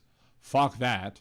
There's no way that our federal tax dollars should be used to promote any of this bullshit, because that's what they do. There's a story back in New Orleans from way back in the day where somebody called one of these CPCs to try and get an abortion, and they just strung her along for such a long time, and then it got to a point where she was in her 3rd trimester, and then it was like, well, we can't do the abortion now, sorry, it's too late. And so she ended up having a baby that she didn't want to have because these people manipulated her into keeping the pregnancy. Because that's what these people are. They're not actual doctors or trustworthy doctors. They're manipulators. Federally qualified healthcare centers. nutrition facts for mothers. I wonder if this nutrition facts for mothers comes from actual experts or if this comes from, RFK Jr. Jumpstart your child's future with Trump accounts. Fuck that. Looking to start a family. Lowest prices on prescription medications from range of medical treatment. So basically, it's just basically linking you to all these other places to benefit Trump and his ridiculousness. So shockingly enough, they actually have information on. I'm surprised they have this: effects of cigarettes on reproductive health, about alcohol use during pregnancy. You don't want to drink alcohol during pregnancy because that's what my mom did. I mean, I turned out fine, but you don't want to do it regardless. Hey, Troll Slayer. Hey, Ruben. Good to see you. Thank you both for joining. Reproductive health and emergency preparedness and response. Ooh, what is that? CDC advances science, blah, blah, blah, blah, blah. Impact of public health emergencies on reproductive. Oh, I thought they would be talking about, like, abortion or whatever. No. Silly me for thinking they were actually, discussing that. Pregnancy radiation exposures, pediatric environmental health special units, West Nile in pregnancy, cannabis in pregnancy. Yeah. So all, just basically links to other websites that you could probably have just Googled, but no, they had to make a new domain and do this. But let's go back to old Brainworm. Cosmic Rose, just love you, Dan. Thank you. Love you too, Cosmic Rose. I helped Planned Parenthood for decades. They were in first place to do free HIV testing as well. And that's awesome. I did get a phone call actually today from somebody purporting to be from Planned Parenthood, but I never contribute money when it comes to an unsolicited phone call, but I have contributed. It usually, people get so mad because a lot of times for my birthday, and I'll probably do it as well this year, where I've used, where Facebook were like, hey, raise funds for this cause. And oftentimes I'll do Planned Parenthood because, it's important. And I want, abortion rights are important and they're under attack. For nutrition, for baby formula, and of course for Trump RX. We have, as Dr. Oz pointed out, a fertility crisis in this country right now. We have a fertility crisis in this country right now. We're in crisis because of fertility problems. Just found out that we've dropped out of 1.57%. The replacement rate is 2.1. 100 years ago, we were at 3.27, so more than double what we are today. Oh no, we're not having enough kids. Well, I'm sure all I got to do is just tell the MAGA folks start breeding and they'll start fucking their cousins more. Hey, we are approaching the cataclysmic rates that Japan and China are now experiencing that is threatening their economy. It's a threat not only to our economy, to our national security, it's a direct threat to our Social Security Trust Fund, to the Medicare Trust Fund.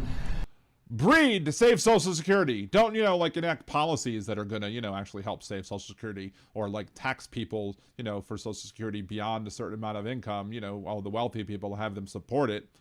Don't do that. Just start fuck for financial freedom, right? President Trump has directed my agency to find out the cause of the fertility crisis, and that is... Oh boy, that should be great information. Yeah, can you, yeah. Is he about to fall asleep? Trump's just like, I'm so bored. I don't like it when other people. I don't like it when other people talk. I don't like it. I should be the one talking at all times. As part of this program, we're looking at the impact of metabolic challenges, which directly affect fertility, of obesity, which this person is staring at him just like, what the fuck are you saying? Trying to fake smile. This is a total fake smile. This guy's I don't know what the hell he's talking about. This one is just giving this guy's a fucking idiot right here. This one doesn't care. Looks like he's having a stroke right now. This one, I don't know what he's looking at, but it's the window. Maybe he's looking outside the window for something. I don't know. Affects fertility. I don't know. I'm obese.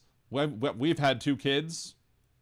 The only reason we didn't have more is because the doctors at Ochsner over here screwed the pooch and, didn't tell her that she should be off of Humira or Enbrel. I think it was Enbrel at the time for her psoriasis medication, where we talked to her doctor, and they're like, hey, she's on Enbrel. Is that a problem? They're like, no, I don't think it's a problem. And then once she had 2 miscarriages, it was like, oh, I didn't know you were on Enbrel. The fuck you didn't. But Louisiana, you know, malpractice laws are so bad that you actually have to go through a medical review board before you can actually bring a lawsuit. And if the medical review board doesn't, you know, say yes, the hospital was at fault or the provider was at fault, then doctors or lawyers are not going to take up your case. Or at least they won't do it on a contingency basis. So, and of course, the doctors are going to protect each other because they're all doctors, and they're only going to go after the most egregious of cases. So, they protected the doctors in our situation as well. So we got shit all nothing for it. So, endocrine disruptors, of pesticides, of this toxic soup that our young women are walking around today to try to figure it out. The fertility crisis for women began in 2007. 2007 specifically. This should be good. For men in 1970, men had twice the sperm count as our teenagers do today. Okay. This is an existential crisis for our country. So because you have half as many, like, I don't know if we really want to search this up, like, or is that really true? Is the sperm count of men really lower since 1970? I should be like, or is RFK Jr. full of shit? Cleveland Clinic. No cause for panic as sperm counts found to be steady. Sperm counts haven't declined among American men in recent years. New research from the Cleveland Clinic finds.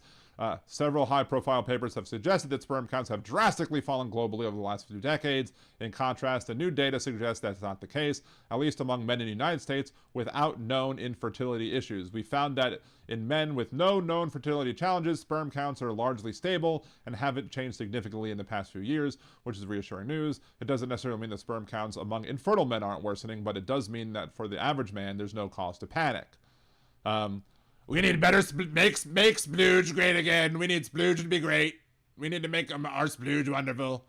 I'm trying to make this so that it doesn't have to go on Liberal Dan Radio after dark, but Jesus, it's hard. That's what she said. Oh my. Anyway, let's continue. Had a series of presidents that were trying to discourage childbirth and motherhood in this country. We now have a president that is... Who was trying to discourage childbirth and motherhood? I can't think of any president that was trying to discourage people from having kids. In fact, if anybody would be doing it, it would be the frickin' conservatives, because it's the Democrats who, A, want people to have enjoyable sex, which means, first and foremost, not sleeping with a Republican. But, you know, we also want, you know, pregnancies to be planned and to not be a shock. We also don't want people ages 15 to 19 to getting pregnant, like the Fox News guy complained about. You know, but then again, the Republicans are the ones that want to keep child marriage legal too, and want to keep it legal to marry your cousin.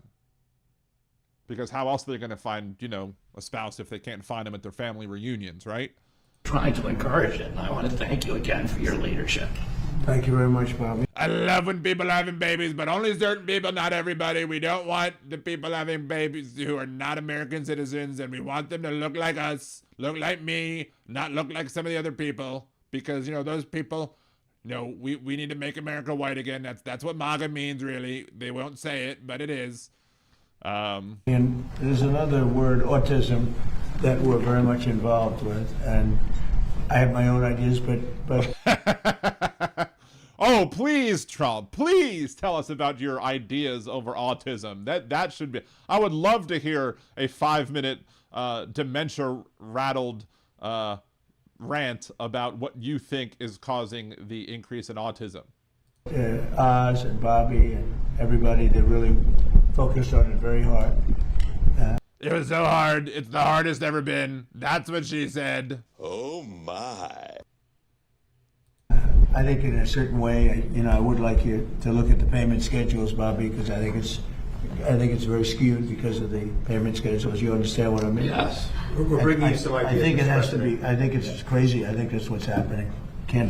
Yes, we agree that you're crazy. You can't pay more for that to a doctor I mean, every person around is going to have autism. That's what's happening. So. What? It's not just trans for everybody, it's autism for everybody too. Trans autistics for everybody. That's what the Democrats want. Such bullshit. Autism is higher, not because it's actually higher, but because A, we've included more things under the spectrum of autism, like what used to be called Asperger's is now just under the spectrum of autism. And also, we're better at diagnosing it and determining, oh, this person is under the spectrum as well. They're showing these signs that they may very well have autism. So we're better at diagnosing it, and we're more, we care about actually diagnosing it so that people can get, you know, the educational help that they might need depending on, you know, how the autism is affecting them. And we've also included more things that we're calling autism. That's why you're seeing more autism. But no, that's too simple of an idea for these ridiculous idiots. They want to, you know, claim it's the mercury in the vaccines or some other bullshit. It's not. So. Because I really believe that that's very badly skewed. But more importantly, but I would like that done immediately. But more importantly, I think that some great progress has been made as to why, you know, what is this thing that's happening. Again, he's not looking at the paper, so now he's just the sundowning, rambling dementia that just spews out of every orifice, out of his you-know-what, or whatever, as he'd like to say to Megyn Kelly, right? So, yeah, so we're done with Trump for this one. We're done with this one. We've had enough today. I mean, I'm sure we'll find other things that we want to talk about. But sounds like my kids are fighting over some bullshit. They're supposed to be cleaning. I doubt that they are. So yeah, exactly. If you test, there'll be more cases. If you test for autism, there'll be more autism. That's what causes the autism, is the testing. It's not the actual factors that actually cause people to be, you know, autistic. It's the testing that causes it. That's the problem. I'm surprised they actually haven't said that. We need to reduce the testing for autism because if we do that, then less people will have it. Exactly. That's exactly 250 kilo ohm. And thank you for joining, being part of the show. Thank you so much. But yeah, like, I'm surprised he hasn't brought that shit up first.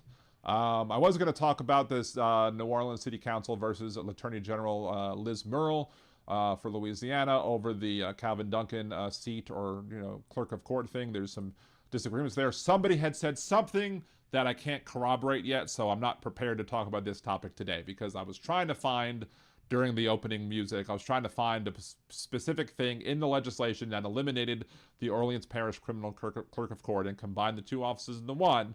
And there's a disagreement between the city council and the state as to what should happen now, as to whether or not the person who is the civil clerk of court becomes the overall clerk of court for both civil and criminal cases, or if there needs to be a new person named. And there's disagreements on that. I can't find the text where that's actually being said. So again, you know, maybe we'll talk about that more Wednesday. I don't know. But, you know, if there is more information, if I can find the information, the documentation, then yeah, we'll talk about that. But otherwise, we'll just let it drop. So, all right. I mean, Susie, I mean, we're no longer talking about Trump. So, I mean, if you're tired of the Trump thing, we're done. I mean, we will be talking about one more topic that's not Trump. So, there's a wild overdiagnosis and ever-expanding definition driven by many useless degrees women get instead of starting families? What the fuck is wrong with you, Edgewalker? That's disgusting. That's disgusting, and that's sexist. I mean, what the hell is wrong with you? I mean, you think... Why? Why would you even think that? Like, how did that come into your head? It's not the fucking truth. It's sexist bullshit. Come on. Be better. Or as Melania says, be best. So don't need to look at that either.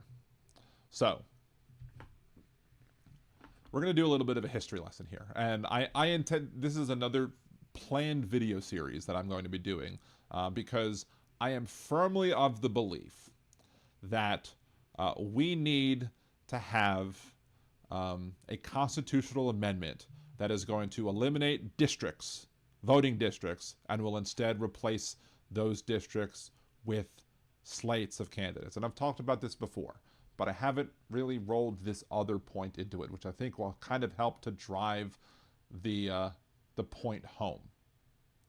So why did we have the 17th Amendment? So that's, maybe I'll just start recording this now, and we'll, maybe we'll upload this as kind of the 30,000-foot overview of the argument that I'm going to make here. Why did we have the 17th Amendment? Why was the 17th Amendment passed? To go from state legislatures picking the senators for the states and instead going to the direct election of senators. So basically, there was a whole crap ton, and conservatives hate the 17th Amendment, or many conservatives hate the 17th Amendment, which doesn't make any sense. Because if you're conservative, you should want limited government. So limited government would mean taking more power away from government. So I don't understand why conservatives don't like taking the power away from the state governments and instead allowing the people to vote on the senators. Now, of course, the Senate still gives unequal say to people based on the population. The Californians have the same say in the Senate as does Wyoming. And I don't think the Founding Fathers would have ever imagined that you would have such a discrepancy in population size between the smallest state and the largest state. Again, the difference during their time was like 11 times different, where now it's like 68 or some shit. So, but there were some large corruption scandals and structural problems that absolutely fueled this nationwide support for the 17th Amendment to actually get it passed. Again, before the amendment, senators were chosen by state legislatures instead of voters. That system turned the Senate seats into a political auction house with cigar smoke leaking from every doorway. William A. Clark bribery scandal, Montana, 1899. William A. Clark was a wealthy copper baron, and he basically tried to buy a Senate seat outright. Montana legislators were handed envelopes of cash. They were given gifts, and they were given favors in exchange for votes. The Senate investigation found widespread bribery, and the Senate initially refused to seat him. And then Clark reportedly sneered, "I've never bought a man who wasn't for sale." Deadlocked legislatures left Senate seats vacant. State legislatures would often become trapped in endless voting stalemates. They could never figure out which person they wanted to send. Some states went months or even years without Senate representation because political factions could not agree. For example, the state of Delaware went without a senator for long stretches between 1899 and 1903 because the legislators in the state legislature were deadlocked. Reformers argue that this was proof that the system was broken and undemocratic. Where are we hearing that today, right? Railroad and corporate influence. Powerful railroad companies and industrial monopolies heavily influenced state legislators. Instead of persuading millions of voters, corporations only had to influence a relatively small number of lawmakers. Senate seats became viewed as investments for business interests seeking favorable laws and favorable tariffs. Critics basically called the Senate the Millionaires Club. And then you had the William Lorimer scandal in Illinois, 1909.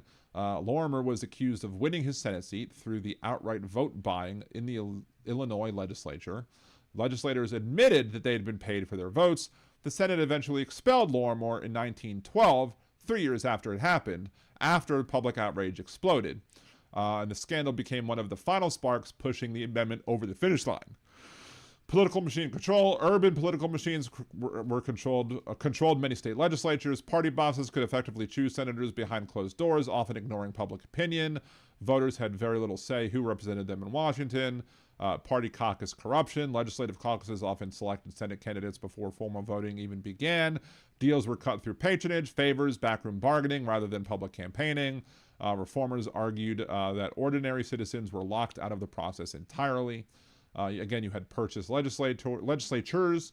Wealthy individuals sometimes focused on buying influence in the state legislative races, specifically to secure Senate elections later. Corruption did not just target Senate votes themselves. Entire state legislatures could be influenced and advanced. populist and progressive era backlash. Reform movements argued senators answered to corporate donors and party elites rather than to citizens. Farmers, labor groups, and populists demanded, real populists, mind you, not like Trump, who's a faux populist, demanded direct election as a way to weaken corporate power. The amendment became a flagship reform for the progressive era. In Oregon, Oregon created an informal system where voters indicated their Senate preferences, and then the legislators planned or pledged to honor what they did. So basically it said, hey, we're going to have a vote, voters of Oregon, and if you say who you want, we'll then put that person up.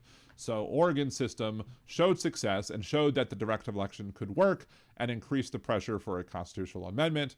And of course, there's the fear of an aristocracy. Critics increasingly believed that the Senate represented wealth and powerful interests instead of representing a democracy, which of course a republic is a democracy for all those who want to say that it's not. Reformers argue that the original system had evolved from a constitutional safeguard into a velvet-lined corruption tunnel connecting corporations to Washington. Of course, the amendment was ratified in 1913, and from then on, they were elected directly by voters instead of state legislators. Why do I bring this up? I bring this up because what's going on now? You have basically what's amounting to corruption and what I think is probably fraudulent behavior on the part of state legislatures. And then look, all these conservatives are like, well, it's okay with the Democrats do it. No, it's not. I've been critical of everybody who gerrymanders for a very long time now. Keep up, try and pay attention. So you have all these things going on. Louisiana, one of the maps that Louisiana is looking at, and maybe we'll have a more clear picture as to which map comes out. But of the 4 maps that they were looking at last Friday, when it came to redrawing the map after the Callais ruling, one of the maps would turn it from 4-2 for Republicans to 2 Democrats to making it 6-0, 6 Republican districts and 0 Democratic districts, basically eliminating the power of anybody of getting representation who's not a Republican in the House of Representatives, and also making it so that black people have 0 representation in Congress as well. So there's that. And then, of course, Alabama, the Milligan ruling basically ruled that their 7-1 lines, 7 Republicans and 1 Democrat, disenfranchised and watered down the voting power of the black voters in the state of Alabama. And so Milligan said this is an unconstitutional gerrymander following the Gingles test. So then Alabama was forced to redraw a map. And now the Supreme Court under Callais has again said that when you have a situation that shows that a state is disenfranchising a race by weakening their voting power by drawing districts in a way that's illegal, you can't then fix the problem by looking at race, which is mind-numbingly stupid. So what do we have now, or what do we need now? Right now we have legislators who are redrawing the maps and choosing their voters. Politicians are choosing their voters when it should be the other way around. So we need to have a system where we elect slates of candidates, get rid of districts. Districts serve no purpose right now. Back in the day, you wanted districts to be geographically concise, and you wanted them to, they should have all have the same population, but making it as concise as possible, because you wanted to be able to say, hey, if you come back from Washington, you come back from the Capitol, and you want to, talk to your constituents, or at least the ones you care about, you have to do so via horse and buggy. You couldn't do so, there's no cars, there's no, planes, there's, there's no methods of communication that are the speed of light, like the internet. So you needed to have geographical districts to be able to make it easier for the people to have conversations with the people that they're supposed to represent. Now we don't need that. We have the internet. We have emails. We have websites. We have chat forums. We have all sorts of different technological tools that can get information from point A to point B instantaneously. I'm in New Orleans. We have people across the pond who watch. We have people who, across the country, people from Canada who are hearing my words immediately because of the wonders of the internet. Thank you, Al Gore. So, because again, all the internet is based on code, and all code is based on an algorithm. That's why you need to help the algorithm by smashing like and subscribe and commenting on videos and ever to help the show grow. Anyway, so since we don't need to have geographic districts anymore because we can cross them very quickly and we can communicate across them instantly, then why not eliminate the ability of the legislators in the state legislatures to pick their voters? Why not just get rid of that and allow the voters to proportionally pick their representation? So if you have, put up a slate of candidates for like a party or for maybe a region, maybe you're like the Democrats of New Orleans. Maybe the Democrats of New Orleans want to run a specific slate of candidates in the state of Louisiana. And let's say there's enough people who want to say, okay, we're going to vote for it because we're in New Orleans and we want New Orleans representation, but maybe that ticket has, more minority representation than any other slate. So therefore, people from across the state might very well vote for the New Orleans one, even if they live in Shreveport or Monroe or Baton Rouge or Lake Charles or wherever.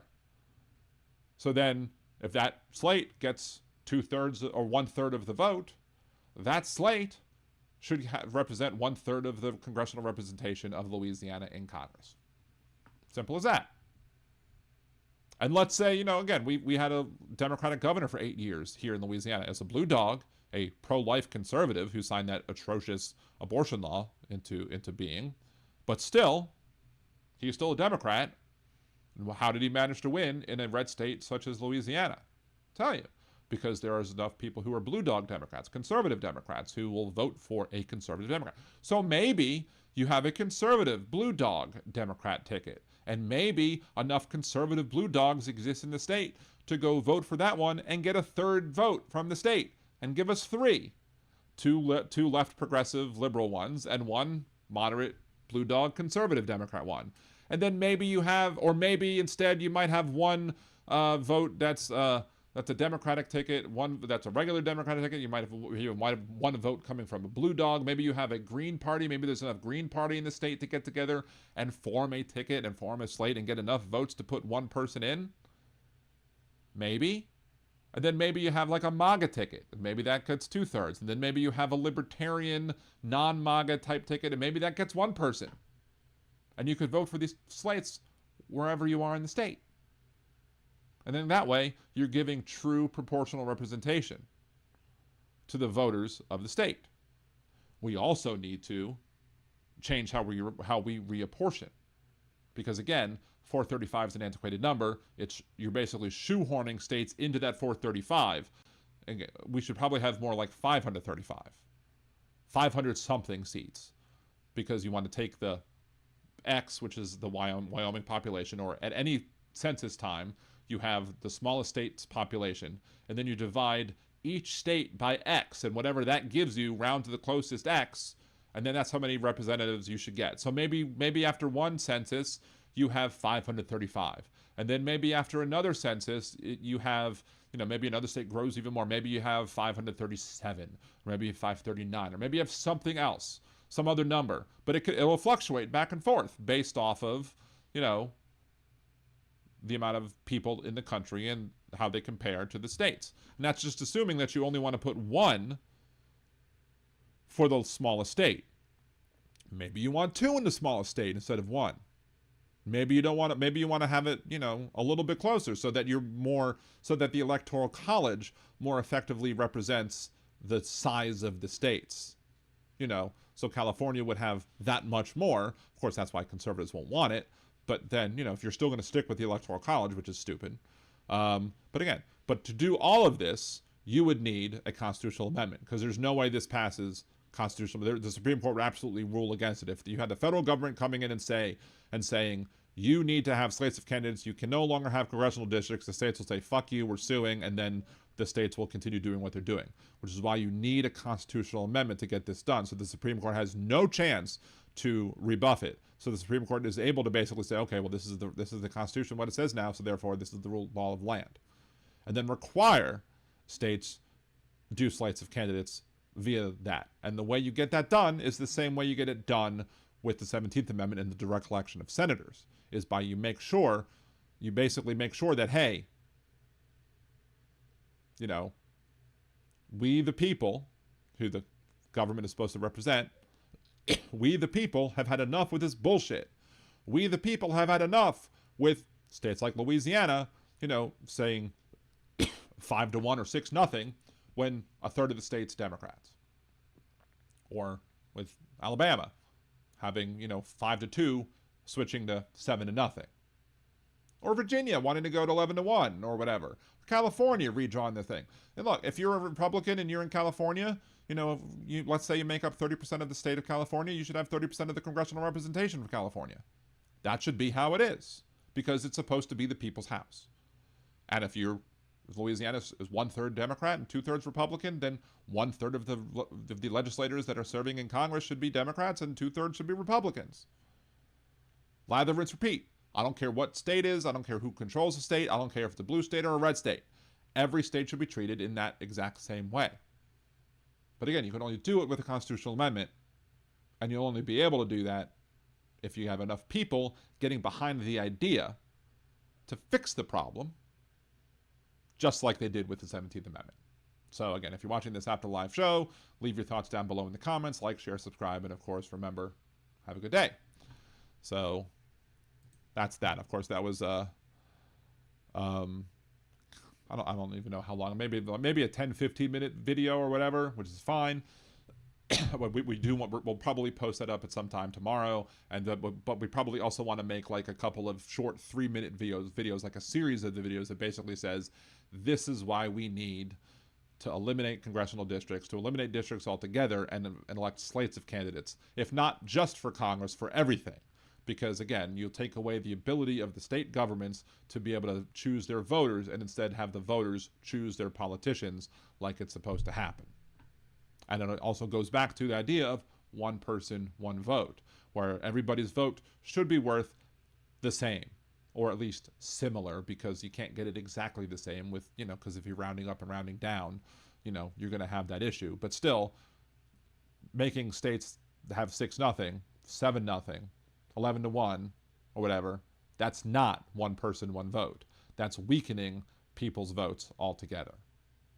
So, and I think this is something that if you really care about the issue of gerrymandering, if you really care about what's going on in this country and you hate the redrawing of maps and politicians picking their voters, this is something that the right and the left should be able to come together on.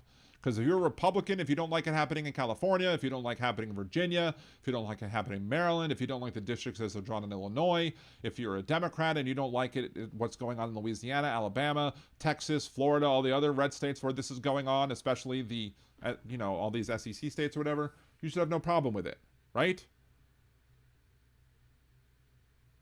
Joel says, I'm convinced. Well, good. Awesome. The other thing that needs to happen, I was about to say, well, who are you talking to, Adrian, and over at Twitch? But good. I like that you're talking about that. But here's the thing. Something else that should be done. And it's simply this. Imagine, if you will, what would happen. Imagine what would happen if all of the people who are going to be negatively impacted, because the Supreme Court has ruled. Let me start recording this one again. The Supreme Court ruled in the past. Now, of course, the Supreme Court doesn't care about stare decisis. So this Supreme Court could very well overturn this. But basically, the Supreme Court says that if you're a student in a state, that you get to vote in that state.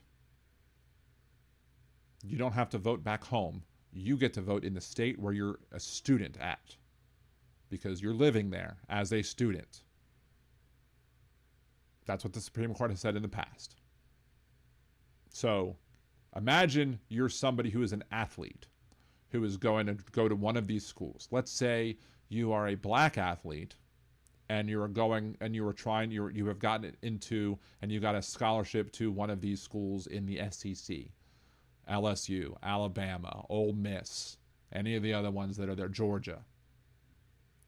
Now, let's say all of the black athletes, which make up a decent percentage, according to my Google search, Black student athletes make up a significant majority of SEC football rosters, frequently exceeding 50% of players, with Run Report indicating 84% of signees in recent classes were black, while 45% of all Power 5 football players were black in 2021. Percentage for starters for scholarship players in a high-profile conference is in the SEC is generally higher. So if you're a black athlete, and you all got together, if all the black athletes got together and said, we're not going to school in any of these universities, in any of these states that are trying to water down and disenfranchise the power of the black voter. If they said, we're going to go to USC, we're going to go to UCLA, we're going to go to any of these other universities in all of these other blue states that are trying to protect the say that we have in elections. If they did that, if they all got together and they did that, the boosters for these football teams, LSU, Alabama, they would lose their shit. They would absolutely start pushing the state legislators to turn face, to go back around and say, nope, we don't want to do this. We want to make sure that we can have the best football team that LSU has. We want to make sure Bama has the best football team that you could possibly have. We want to make sure that Ole Miss or Georgia or Florida have the best football program that we could ever have. And we're not going to do that if all of the athletes are not going to come to our states because they don't want to have their votes watered down. And they vote, and they actually vote with their feet by going to schools in blue areas, in blue states. The power dynamic of NCAA football would drastically change, all because people said F you to the SEC states who are supporting these shitty laws that are redistricting black voters out of power. I think it would be great. I think it would be a wonderful thing to see. It would completely turn the NCAA football upside down. And, maybe some of the other conferences will get better. Maybe they'll go to Michigan. Maybe they'll go to, Wisconsin. I don't know. But if they boycott the SEC states and any other college program in any of these southern states that are trying to eliminate the power of the black voter, that I think you will see the wealthy boosters of these football programs and the diehard fans of these football programs who put football among anything else, because college football fans are way hella serious about making sure that their team wins. And anything that's going to stop them from winning, that's the most important thing. They'll put politics second over football. And that's the way you can get the change. That's the way you can change these legislatures' minds like that. Because if LSU and Alabama and Florida and Georgia stop losing all this money that would be coming in because you have all these star players, so you're bringing in excitement, season ticket holders, etc., you absolutely will see the state legislators changing their minds real quick. So again, I don't have the power myself to share. I mean, share this all around if you want, and maybe we can get a movement going and of people basically saying F you SEC. You get these players doing that, and maybe you'll see some change in these horrible policies. Otherwise, we're going to have to deal with whatever the outcome is going to be in the fall. And hopefully the Republicans have overextended themselves and made their district so weak that we can win more seats than we would have normally. That's what I'm hoping. But again, knock on wood, and I'm not holding my breath on it. So anyway, let's see. Let's go back to the sexism over there. Let's see. Oh, I thought that was a kid. I think it's a cat. Let's see. Adrian says, "Damn, I feel bad for any of the women in your life, especially if you have daughters. Is that what you would say to them?" And Edgewalker says, "Yes. I sure hope you don't have any daughters, because holy crap, that's toxic." Adrian, that's gross. The men I've met that hold your same belief system seem to be insecure in their masculinity and can't deal with powerful women. They feel men should have complete control of women, and Republicans wonder why they can't get a date. Yes, we've talked about the supposed male loneliness epidemic that's in this country, and we've basically said that the male loneliness epidemic is self-perpetuating. It's the fault of those men living in their parents' basements, you know, pounding away at their keyboards, saying that they're going to go their own way. All these incel folks, you know, who are all angry that, you know, women won't date them. Women won't date them because they're pieces of shit human beings, and that's why. And women have raised their standards, and for good reason. But yeah, so. See, Edgewalker says nobody fears strong women. Everybody finds them annoying and obnoxious. No, not everybody. I appreciate strong women in my life. I want more strong women in my life. My wife is a strong woman. My mom's a strong woman. Plenty of I have plenty of cousins who are strong women, and they have great marriages. They have families. You know, one of my cousins is an attorney, and has 2 kids, and you know, actually has worked for Planned Parenthood in the past as well. And she's a good person and stands up for what is right, and that never stopped her from having a family. So your whole bullshit idea that women can't do all of these things, women have been doing all these things for a very long time, for at least until we actually, you know, got suffrage, and B, you know, basically made it so that, you know, women can survive on their own, like, you know, making it that women could have their own bank accounts and open their own bank accounts, have their own credit cards, and don't have to be beholden to men. And as soon as we passed rules and laws that made it so that women didn't have to be beholden on men, men all of a sudden had to be much more quality men to be able to attract a partner. And that's what these incels don't like, because they look back in the past and saw how their shitty grandparents got their grandmothers, and how their shitty fathers got their mothers. And they're like, well, I want that too. Well, you know, one of the reasons that grandma could deal with your grandpa and be married to a shitbag like your grandpa, assuming, is that the original recipe for Coke had actual Coke in it. That's why grandma could deal with grandpa, because she had medicinal help. Again, you know, if you're a low quality man and you can't find a date, or if you're a man who can't find a date, maybe you should start looking inward instead of blaming everybody else for your problems. Because most of your problems, if not all of them, are coming from you.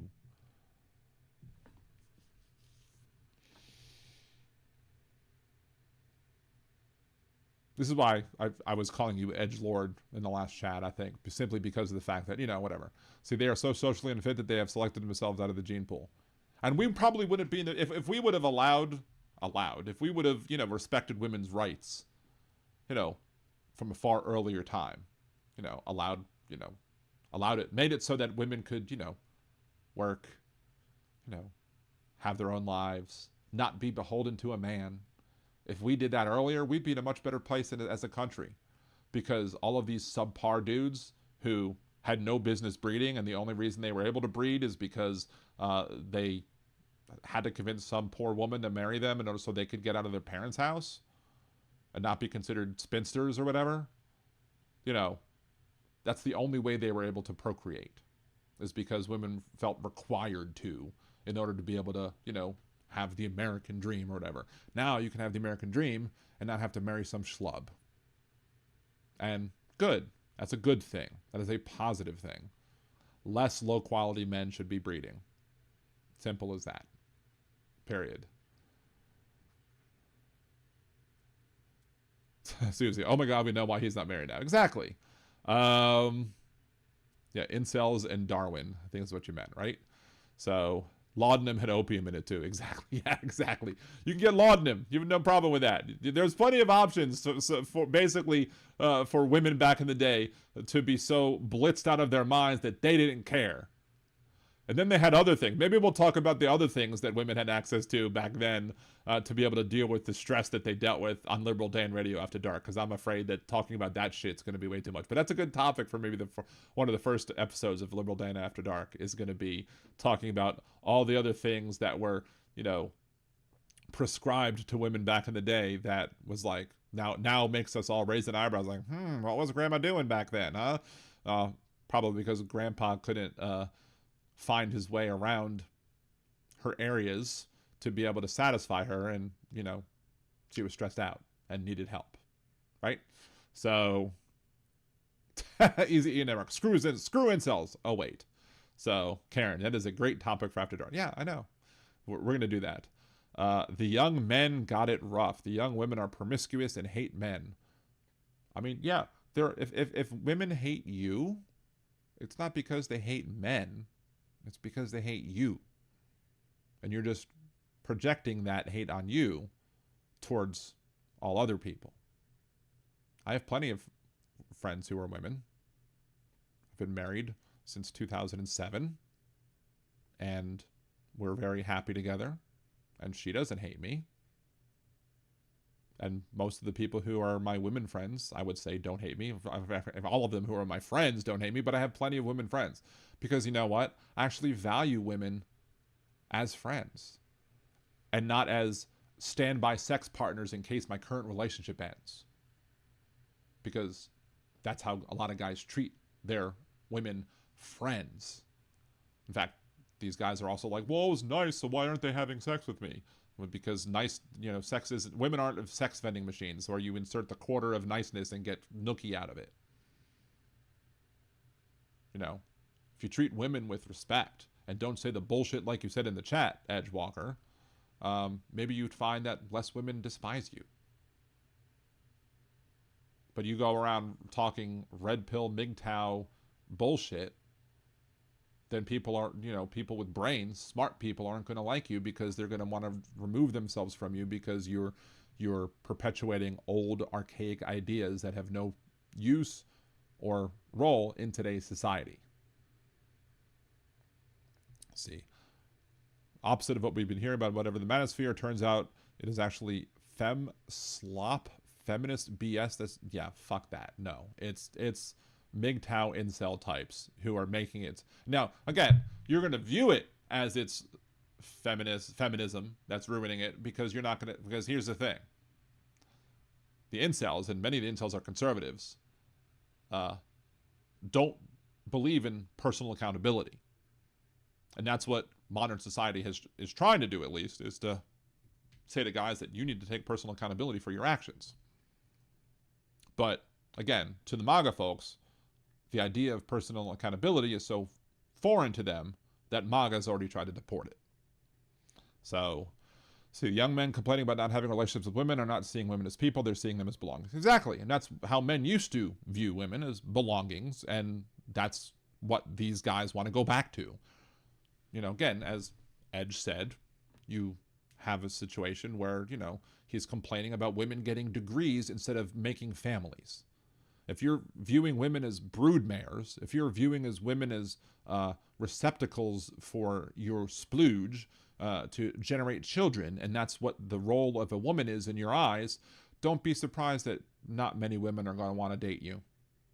And that's your fault for having such archaic bullshit ideas. It's not feminists' fault that you hold those shitty ideas. It's your fault that you hold those shitty ideas. And now we live in a society where, fortunately, women can say, like, I don't feel like dating anybody like that. And if the birth rate declines, well, maybe, if you want to solve that problem, you maybe need to realize that, maybe I need to be a better person. But if you're only, here's the kicker. If you're only changing how you act because of what you think you're going to get out of it, if you're only becoming a nice guy because you think you're getting good stuff out of it, then guess what? You're still not a nice guy. You need to be able to, you should want to do the right thing and treat people with integrity and treat people with respect because it's the right thing to do without any expectation or of reward from it. It's like, I understand how religion is used a lot of times, that people want the threat of eternal damnation and that keeps them from acting poorly. But if the only reason you're acting good, the only reason you're treating people with respect and following the rules is because you want some place in heaven or the world to come or whatever it is that you believe in, again, you're not a good person because you're doing it for the rewards. You're not doing it for the fact that you should be nice in and of itself. Reminding me of the old, kind of Jewish proverb that I like to quote whenever I see it come across my Facebook feed, which is a young Jewish rabbinical student goes to speak to the rabbi and says, "Rabbi, can you please explain to me why God created atheists?" And the rabbi says, God created atheists because as an example of how you should treat the world. When an atheist does something, cures the sick, feeds the poor, or does anything to help the world, they don't believe in God. They don't believe in the world to come. They don't believe in any sort of afterlife.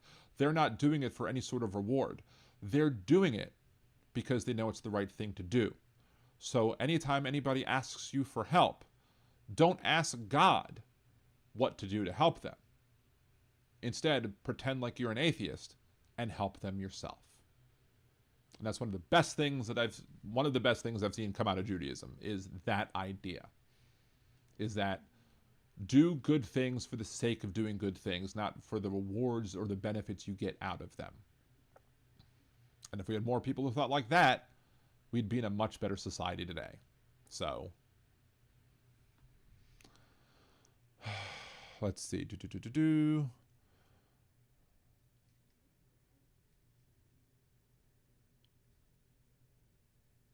I mean, you use an Al Bundy reaction, an Al Bundy, response, but Al Bundy, at the end of the day, actually loved his wife. He might have joked about it, but at the end of the day, if you really paid attention to Married with Children, you'll understand that he really loved his wife, because he never once cheated on her. He had many temptations, many options, many abilities, many possibilities of him cheating on his spouse, but guess what? He never did, because he actually loved his wife. For all the, nagging or whatever that they did back and forth with each other, he really loved his wife. So maybe he didn't pay attention to Married with Children as much as he should have, right? Pam, my husband weighed over 300 pounds when I first set eyes on him. He lost 100 pounds before he could work up the nerve to ask me out for coffee. He dated me with no promise of sex because I was celibate after too many slime balls, thinking a date was a bottle of cheap wine and a baggie of weed. I mean, I'm glad, it's good that he, lost the weight and did the work. And, it's unfortunate that he didn't feel the need to, that he didn't have the confidence to ask you out prior, but who knows? I don't know if he would have said yes or not. I don't know. But, again, people doing things for the right reason is how to be a good person. So, and then we dated and it gave me a chance to get to know him. Then that's how it should work. But some people, these edge cases, don't want to put in the work. They want to be lazy.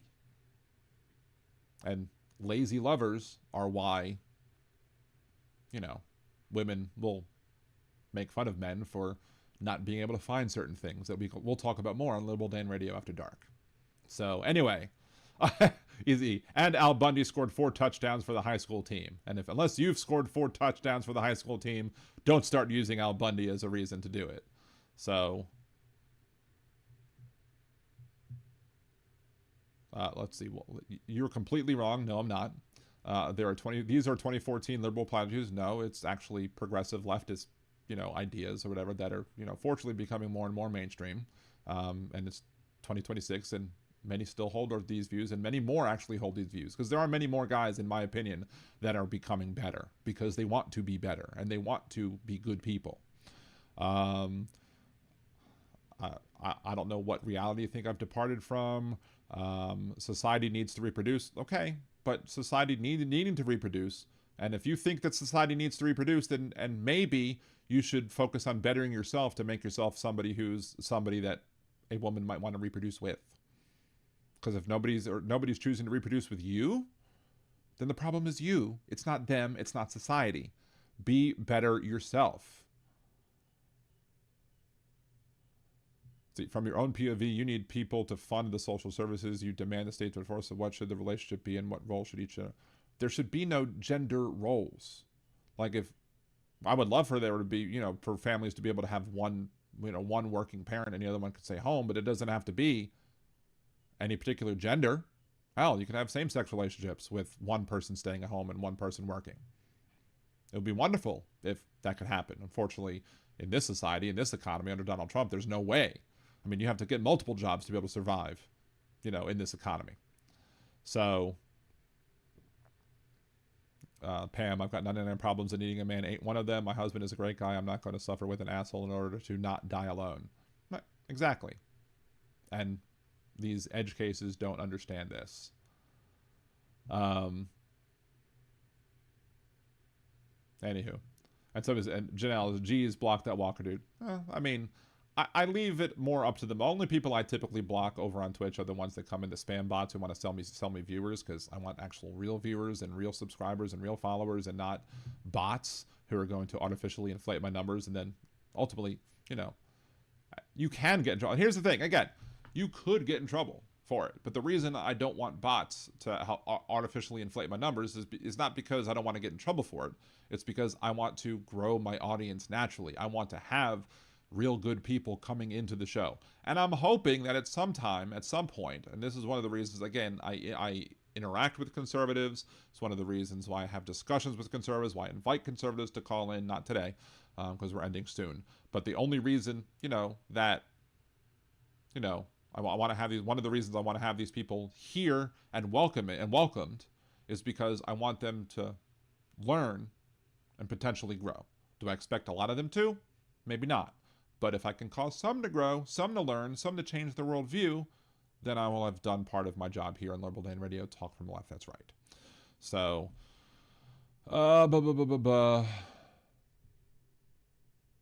anyway, but we're done debating this point at this point in time, and we're going to end this episode of Liberal Dan Radio, Talk from the Left, that's right. I hope everybody enjoyed it. We do have 95 concurrent viewers and 102 likes, so I do appreciate those people have liked it. If you've still not liked it over on YouTube, please make sure to do so. If you haven't subscribed, please make sure to do so. Hey, Goddess Kimchi, good to see you.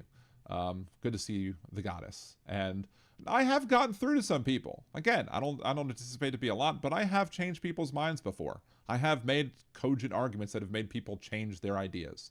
Again, it's few and far between, but every time it happens, I feel better about myself. So, nuclear family, exactly. 250 kilo. Anyway, so thank y'all very much. Appreciate y'all. Easy Network says, Hal and Dan have changed my views some. There you go. See? There you go. I appreciate you saying that in the chat. I appreciate, and I like the fact that I was able to do so. Hal is an intelligent person. He should be able to he gives arguments that make sense. And I like to think that I do the same as well. I just don't have as large of an audience yet. But hopefully it'll grow at some point soon. Again, my birthday is in 9 days. And if you can help me get to 2,000 for my birthday, I would really appreciate it. I mean, again, we're not going to buy bots. We're not going to do all that other bullshit or whatever. But anyway, thank you for watching this week's episode of Liberal Dan Radio, Talk from Left, that's right. We will be back here Wednesday, 8 p.m., same bat time, same bat channel. Look forward to seeing you then. Again, as the videos go live on YouTube, just make sure to like, share them, subscribe, comment on them. I think comments more than 8 words help the algorithm more than just simple yay, thank you, Dan, or whatever. At least that's according to what Riverboat Jack seems to say. Riverboat Jack is another channel you should follow. Please, if you haven't done so, please make sure to do so. She has a great channel with some great content as well. So, again, thank y'all very much for watching. Appreciate you. And until Wednesday, y'all have a great one. Talk to you later. Peace.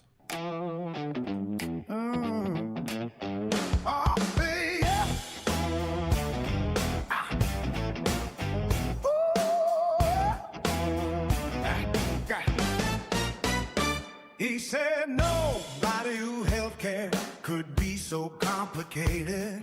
The Obamacare debate was 6 months litigated. Years of med school debt got capitalized. Insurance claim forms so high they nearly capsized. But he wouldn't know the frustration of trying to get prior authorization. Everybody knew, the whole world knew, the doctors, the lawyers, the CBO crew. Oh, 30,000 pages already reviewed. It wasn't a big secret. We knew.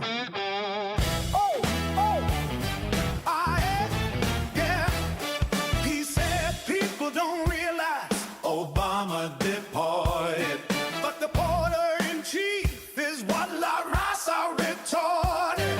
Obama went after the violent folks and felons, Trump nabbed the dishwashers and people picking melons. But Donald's argument shows that he's not very bright.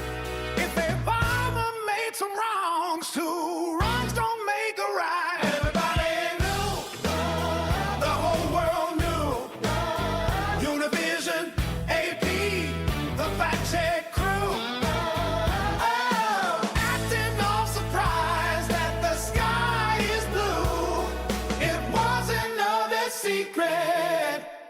we knew. We asked who knew a virus could be so contagious. Virologists blinked at someone so outrageous. He was surprised at how many countries existed that existed. No wonder when the virus spread, he the one who missed it. Spread them out, slit red in every deadly hue. World Health Memo said we already knew. Everybody knew. Oh, the whole world knew. Oh, the lab coats, the leaders, and we were with the flu. Oh, the nations of the world, more than 192. It wasn't a big secret. We knew. You unveiled oxygen like contraband air. Right 60. You sat down, claiming to discover chairs. War called money was his big surprise.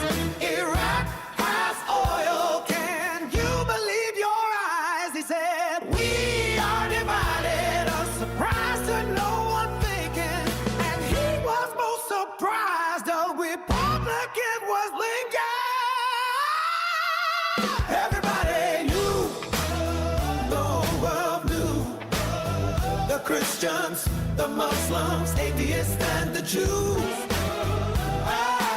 Like being shot, they have animals at the zoo. It wasn't a big secret. We knew. Everybody knew. Everybody knew. Everybody knew. Everybody knew.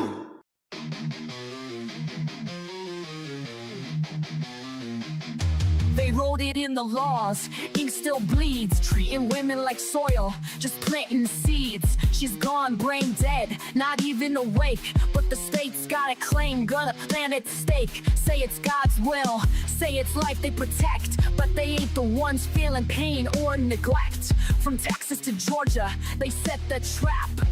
Rights roll back while they smile and clap.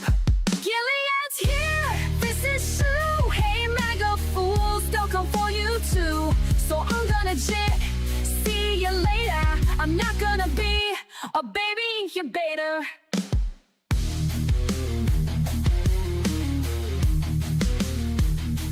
This ain't pro-life, it's control and shame. They don't care if she's gone, just playing a game. Keep her hooked to machines, cold and still. Just a vessel to them, not a human with will. No consent, no voice, no chance to resist. Just laws in place, written with a clenched fist. Hospitals scared, judges playing God. Bodies ain't temples, just stay on pods. Gilead's here, this is true. Hey MAGA fools, they'll come for you too. So I'm gonna jet, see you later. I'm not gonna be a baby incubator.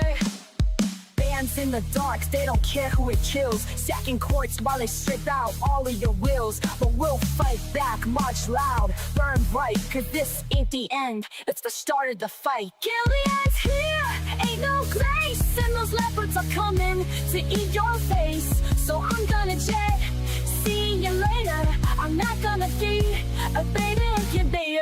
Not gonna be a baby incubator. Not gonna be a baby incubator.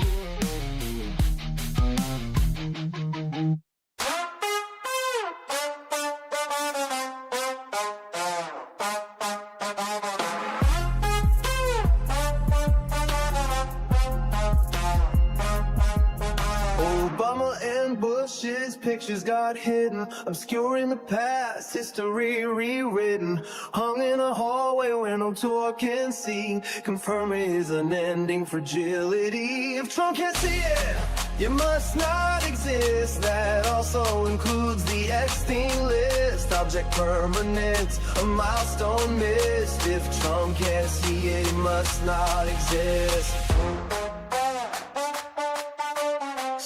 The testing was the line that he said. Hundreds of thousands needlessly dead. Now HHS is run by brainworm quack, hiding the truth behind his back. If Trump can't see it, they must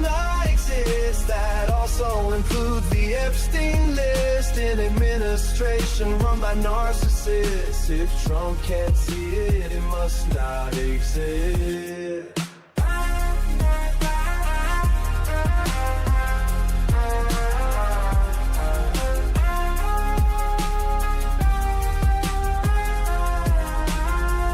Of documents stacked floor to the wall, top secret folders in a bathroom stall. Charges were pressed but the case was dropped. A corrupt judicial system he can co-opt. If Trump can't see it, it must not exist. They'll include the Epstein list. He'll swear it's fake news, a liberal twist. If Trump can't see it, it must not exist.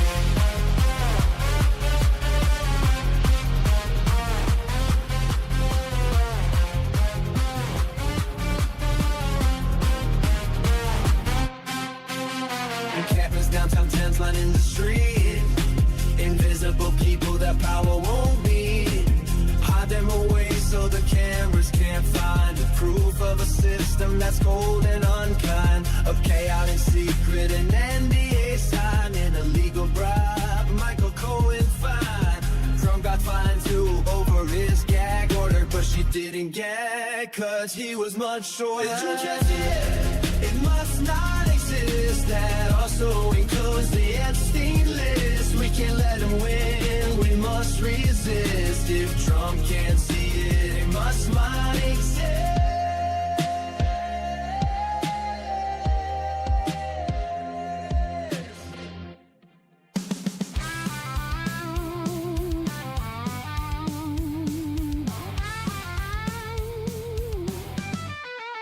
The creative director at WGSO had a little something he thought you should know. When Dan picked on his bits, Steve got real gruff. So Steve called Dan a flake, called him liberal dandruff. Steve thinks that his lines are really clever, but when do people ever like him? Never. Liberal Dan's got better lyrics, this is true. Listen and you'll feel like I do. Liberal Dan, his show is great. Liberal Dan, he goes live at 8. Liberal Dan radio, it's the best, cause Liberal Dan's head and shoulders above the rest. Steve's about to find out his mistake. In this feud, Dan's Kendrick, Steve is Drake. Dan might not be the world's best singer, but he's got more talent in his little finger. Steve thinks that his lines are really clever, but when do people ever like him? Never. Liberal Dan's got better lyrics, this is true. Listen and you'll feel like I do. Liberal Dan, his show is great. Liberal Dan, he goes live at 8. Liberal Dan radio, it's the best, cause Liberal Dan's head and shoulders above the rest.